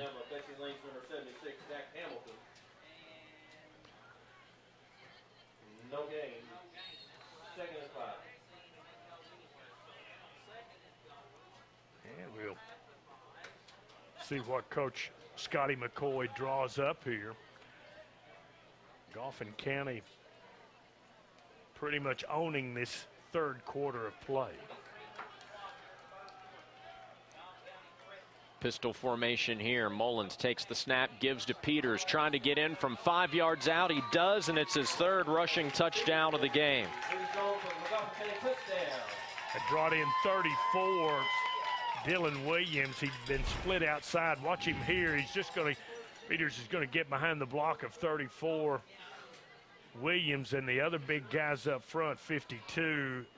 Garcia, he's in the end zone to make it 27. Wonder if they, well, it looks like they'll go for the single point after touchdown. Thought they might have tried to go for 2 here to get to the running clock opportunity. Colton Williams will kick it. Ryan Mullins will hold it. Good snap, good hold, good kick. And it's 28-0 Magoffin County. And Jim, a big difference at this point in being down 3 touchdowns between that and being down 4. Yeah. Well, the Bobcats just were bottled up down deep in their own territory and forcing Kendick to throw from his own end zone. You saw the interception by Arnett, and Magoffin County able to punch it in after the penalty was assessed. 28-0 Magoffin County leading Betsy Layne here in the Heritage Bowl. Of course, they had Heritage Days here, last weekend or the weekend before, but Magoffin County was on the road, so they didn't have the home game to give away the trophy. Right. Well, they opened the season at Leslie, then they were home against Estill, and then on the road last week against a tough Shelby Valley squad.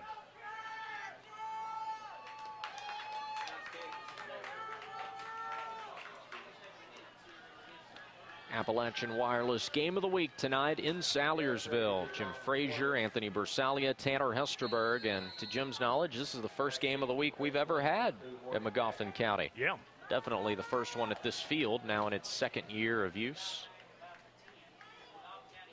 Kickoff by Gareth Gray is going to be fielded by Kyle Watkins, and Watkins showing some speed. Out of bounds near midfield. But Betsy Layne running out of time here in this one. You have to think this is a do-or-die possession if you're the Bobcats. Yeah. Need to come up with your first touchdown of the game, and you need to come up with it in a hurry. Good field position, so opens up the whole playbook for Coach Red Parsons. And junior quarterback Jordan Kendrick now will take the field and may be forced to throw a little bit more than what they'd like to here. Again, neither team has had much success through the air in this game. Had some movement up front there, Tanner, on Betsy Layne.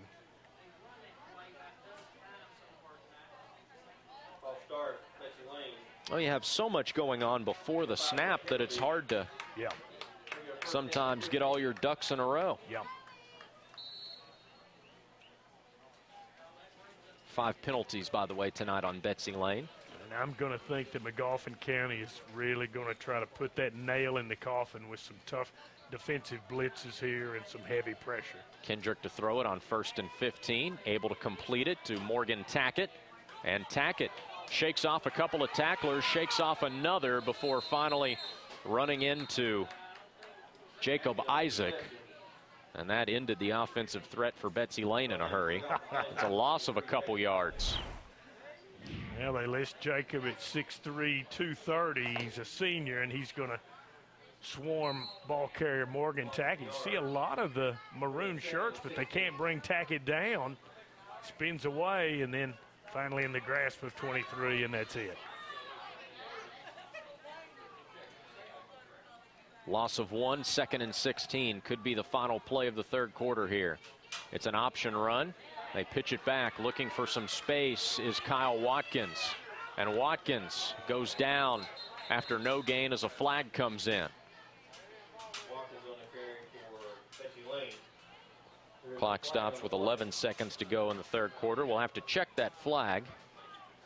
Going to guess it must have been a block in the back, something of that nature. Our officiating crew tonight: Sean Hall, Robert Yance, Daniel Harless, Mike Hall, and Travis Jones. Wow. Don't normally see that. Defensive holding, that'll be an automatic first down. You do rarely see that called at the high school level. I mean,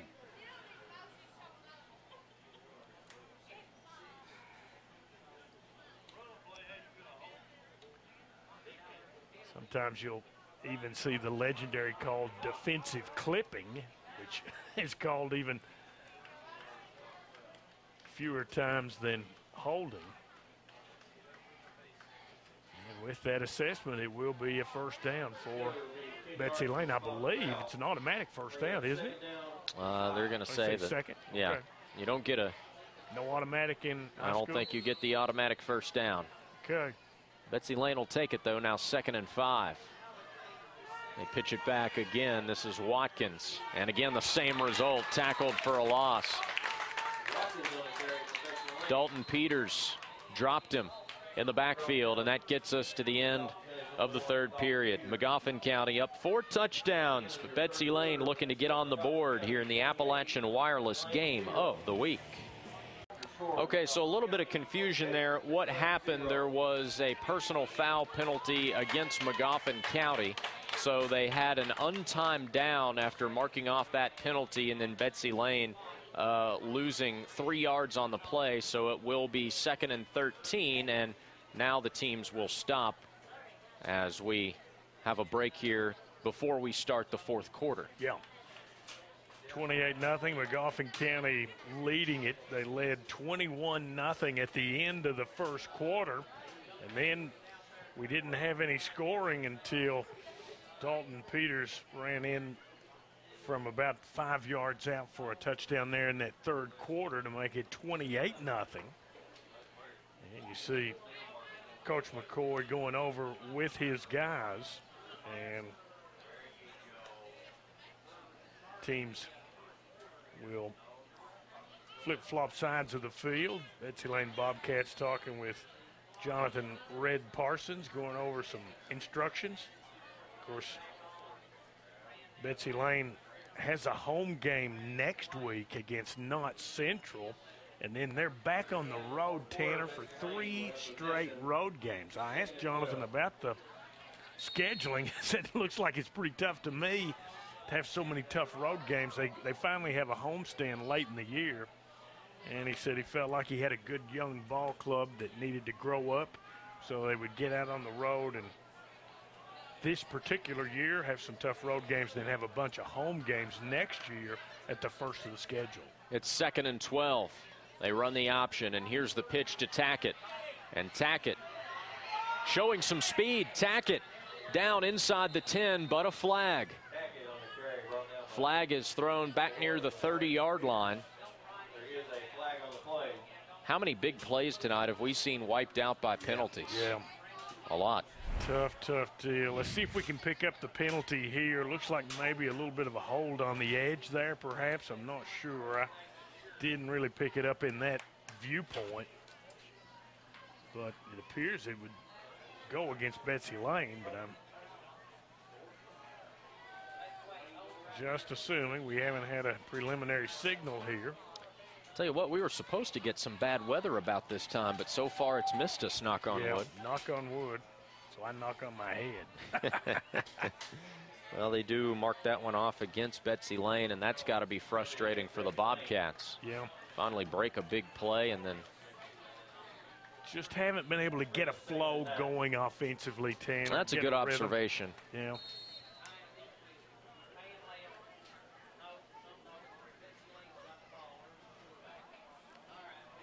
2nd and 9. They run the option again. Kendrick keeping, and Kendrick being spun down inside the 40. Ball is out. The Hornets saying they have it, and they do. Recovered by Magoffin County.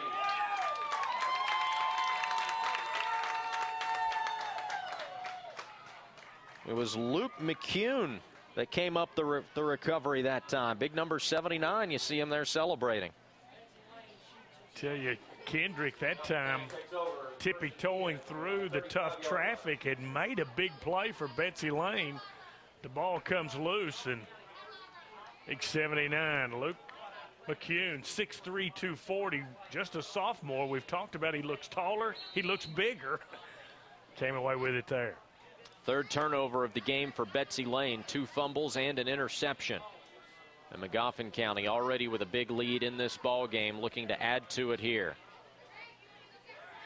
On 1st and 10, Mullins faking the handoff to Peters, keeping it himself, looking for a block. Nothing really materializes, but he does pick up 7 yards to make it 2nd and 3. Mullins with some good ball faking back there in the backfield, and see there, he just sort of hides it on his hip, causes Grant Tackett to come in, and he's able to get good yardage on 1st down.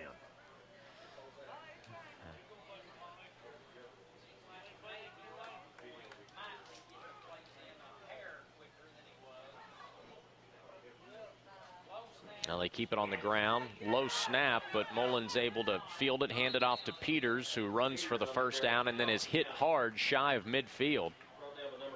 Young man's had a heck of a game. Bradley Woods made the stop, but not after the Hornets moved the chains again.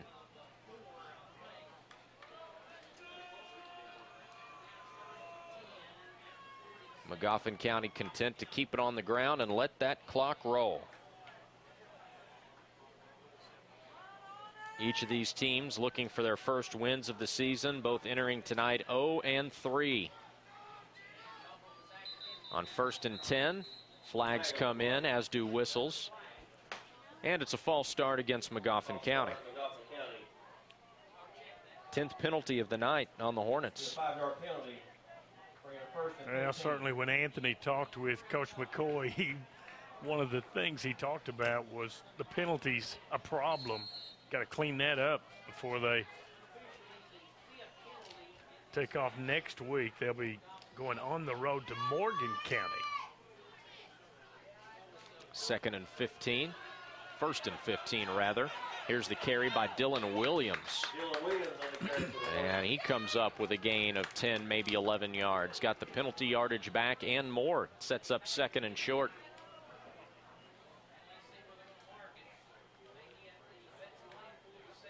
Big guys up front creating the holes for Magoffin. And just been difficult for that Betsy Layne defensive front. Call it 2nd and 4 for the Hornets, as we're under 10 minutes to go in this ball game.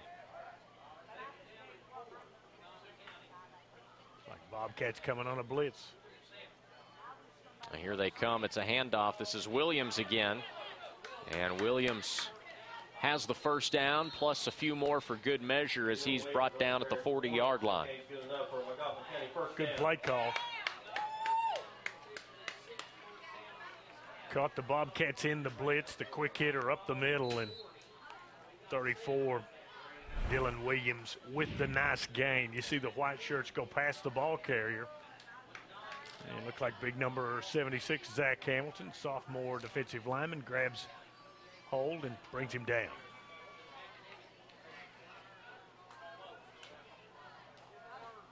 Magoffin County just chewing up that clock, Tanner. On 1st down, Williams again. He's earned the right for another carry. And Williams busting through. Down at the 9-yard line. A 31-yard gain on the 1st down carry.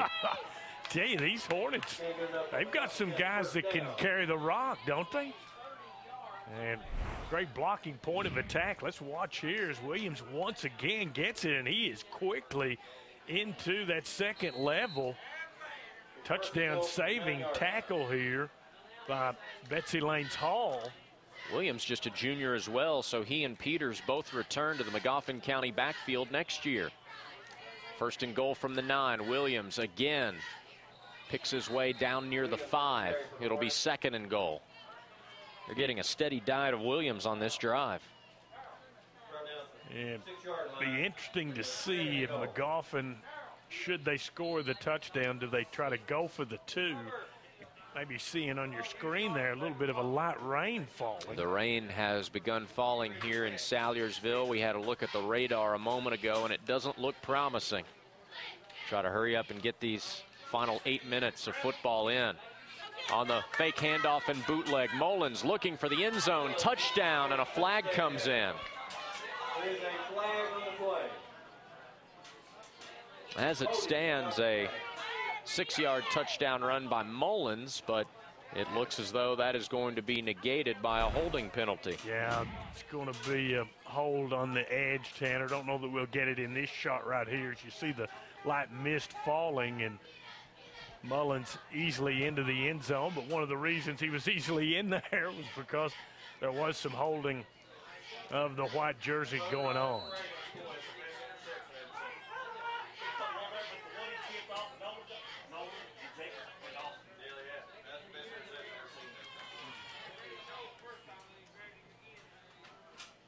So back them up 5 yards. It's now second and goal from the 11. They give it to Peters this time. Peters makes a couple of guys miss, looking for that edge, and he steps out of bounds inside the 5-yard line.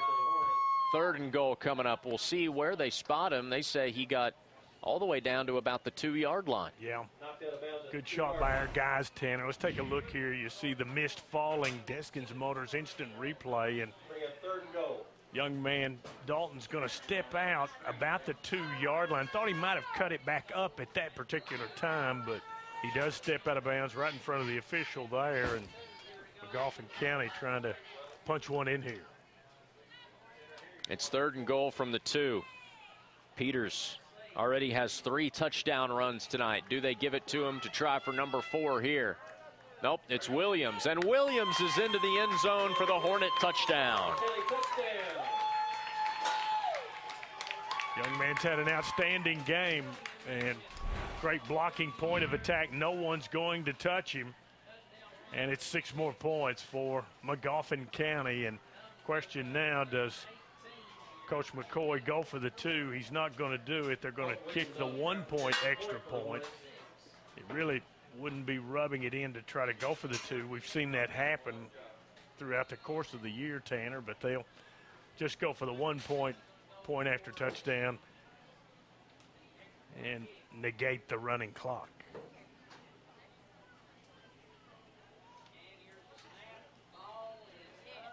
And the extra point is good off the leg of Colton Williams.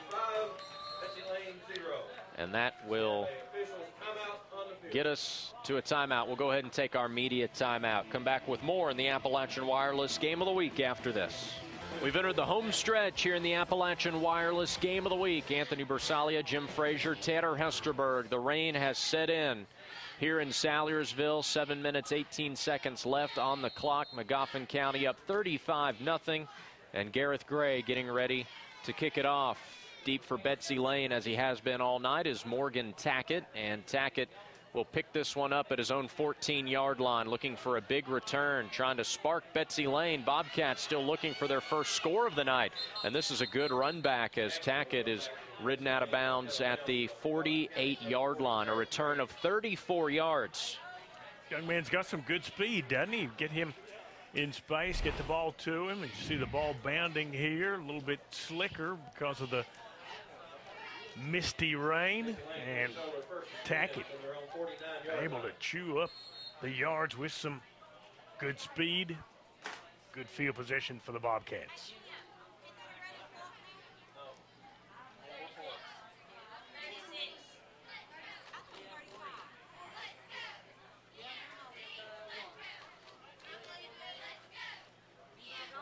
First and 10 from the 49. They run the option. There's the pitch to Tackett. Needs a block. Doesn't get one, but able to stay on his feet, and this is going to be a face mask to tack on some yardage at the end of that one. He went down hard. Yeah. See some of the guys getting involved here, some of the new shirts involved, and saw Williams. He just scored the touchdown. He comes on the blitz. Let's see if we can pick up the face mask. Is actually, it wasn't a face mask, I think. Well, they're going to call him for the face mask, but we had a good shot from our guys, and I think he actually grabbed the jersey rather than the face mask. They call it on Jacob Isaac, but I'm like you, Jim. That replay seemed to indicate no foul play. First and 4. They'll get another crack at first down with the benefit of the penalty yardage, and they give it to Collum, and he is wrestled down for a loss. That Magoffin County defensive line rose up that time, leading the charge, Ethan Minix and Dylan Williams. Well, those guys have played a great game up front. Magoffin has won this game.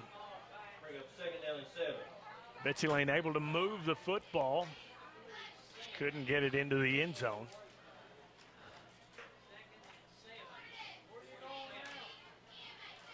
The umbrellas are out here. Fans sticking around. Celebrate the big win. See their Hornets' first victory of the season. 2nd and 7 for the Bobcats. And it's a fumble. Falling on it, the quarterback Kendrick, after a loss of 4 yards. So 3rd and long coming up. Yeah, just a little bit of the mishandling here. And Hall just simply not on the same page with his quarterback Kendrick. Ball falls free. Kendrick falls on it.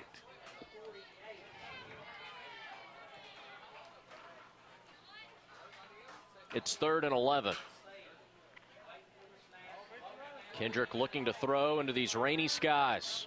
Makes a man miss. Now throws it incomplete. Intended for Logan Layne. It'll be 4th and 11.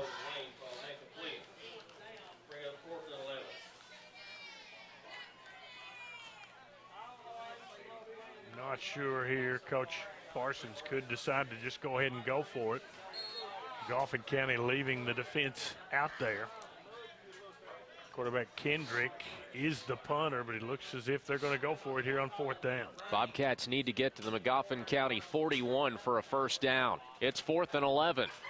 Kendrick running out of the pocket and running out of room, and down he goes. Sacked by Dylan Williams, who scored the rushing touchdown moments ago for Magoffin County. Makes the big defensive play there, and now the Hornets take over with 5 minutes and some change remaining in this game. They'll look to ground and pound it here and salt this one away. Well, I see some new jerseys in there, so some of the junior varsity guys getting their opportunity, Tanner, and so Coach McCoy getting everybody involved with this big win. And this is the toughest part of the game for the broadcasters. You got it. So many new numbers out there. Well, I think 15, Matthew Watkins is going to be the quarterback.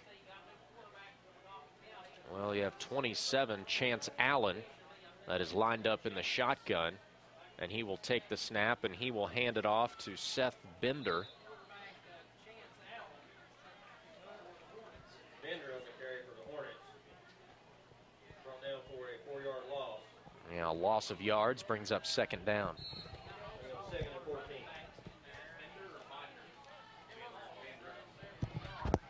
It is Bender, not Binder. Okay, B-I-N-D-E-R. Got to make sure of that, right? Yeah, you certainly do, and I have to write things down phonetically. 2nd and 14. Allen mishandles the snap, and he will be tackled for a loss by Grant Tackett. We've had a lot of Tacketts come through Betsy Layne over the years, haven't they? Certainly so. Certainly so. And see Bender come off. And fans here filing away. Of course, fired up for next week's games, Tanner. Johnson Central, Harlan County. We'll be right there in Paintsville and then on to Moorhead. The crew travels on Friday night. We come in on Saturday for the Moorhead State Kentucky Christian matchup. College football here on this TV and WYMT.com. 3rd and 23. Another bad snap. Allen picks it up, and look at Allen go. Look at the youngster with some speed picks up the first down. Wow. A gain of 33 yards. Where did that come from? Chance Allen takes a chance and makes the big play. Keeps the clock moving.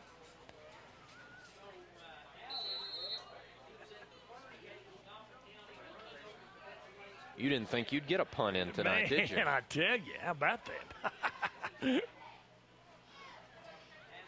You've had some good ones this year. We're going to have to make a Frazier's Greatest Hits CD when this thing's all said and done. There you go. Handoff here to Brandon Hackworth. Trying to get to the corner and does, but then is tackled after a gain of 5 yards. I think my favorite so far this year has been, well, there's a couple. Okay. I think one of my favorites was back during the Pike County Bowl when Pike Central went for it on 4th down, kept going for it on 4th down, and you referred to Coach Sean Thacker as a riverboat gambler. Yeah. Well. Which was true. Which is true. He was taking some big risks, and, hey, they were converting them at the time.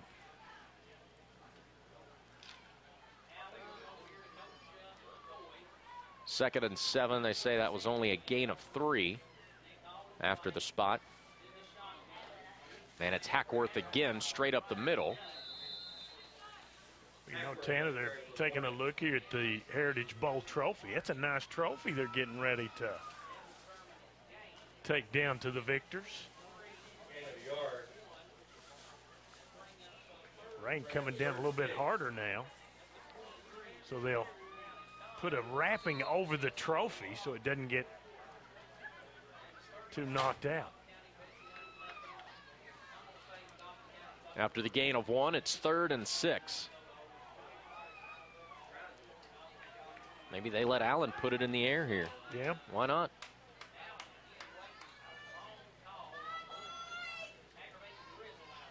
Allen fakes the handoff on the bootleg. Trying to get to the corner, has the first down, and Allen is into the end zone for the 24-yard touchdown. Tell you, that young man's got some speed, doesn't he? Gets around the edge and gets it into the end zone. Another 6 points for Magoffin County. They lead it 41-0. See the Deskins Motors instant replay. Nice ball fake to Brandon Hackworth. And 27, Chance Allen in the end zone for the Hornets. And not that it matters, but after this point after try, that will start the running clock for these final 92 seconds.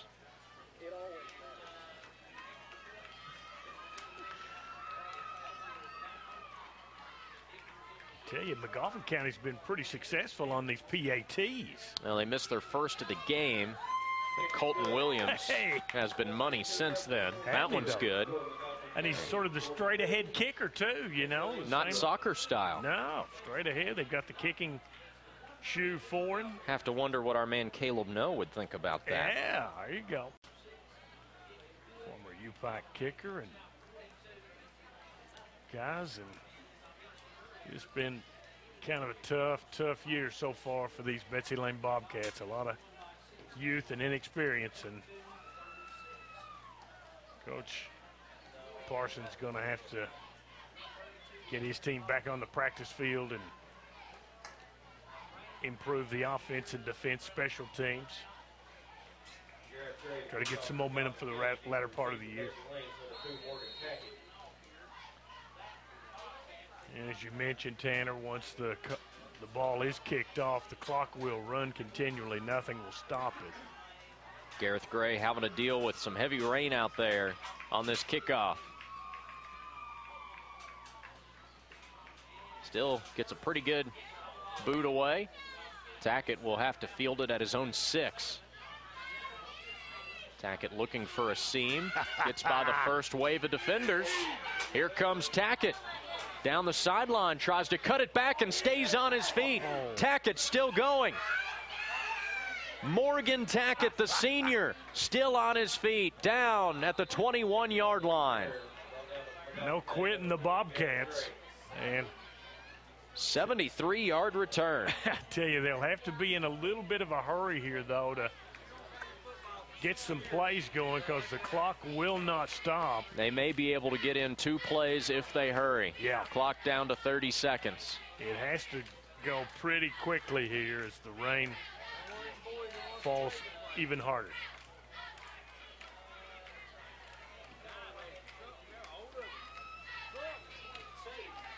Kendrick on the option, pitching, and the ball's loose. It's on the ground, and Magoffin County comes away with it, and the clock's going to run out. Had it been a change of possession, they might have stopped the clock. Officials ruled Betsy Layne had it, and this one's in the books. The cheerleaders are happy, the fans are happy, and most of all, these Magoffin County Hornets are happy as they have their first win of the season. 42-0 the final score as Magoffin County wins it over Betsy Layne here tonight in the Appalachian Wireless Game of the Week. We'll be back to wrap it up after this.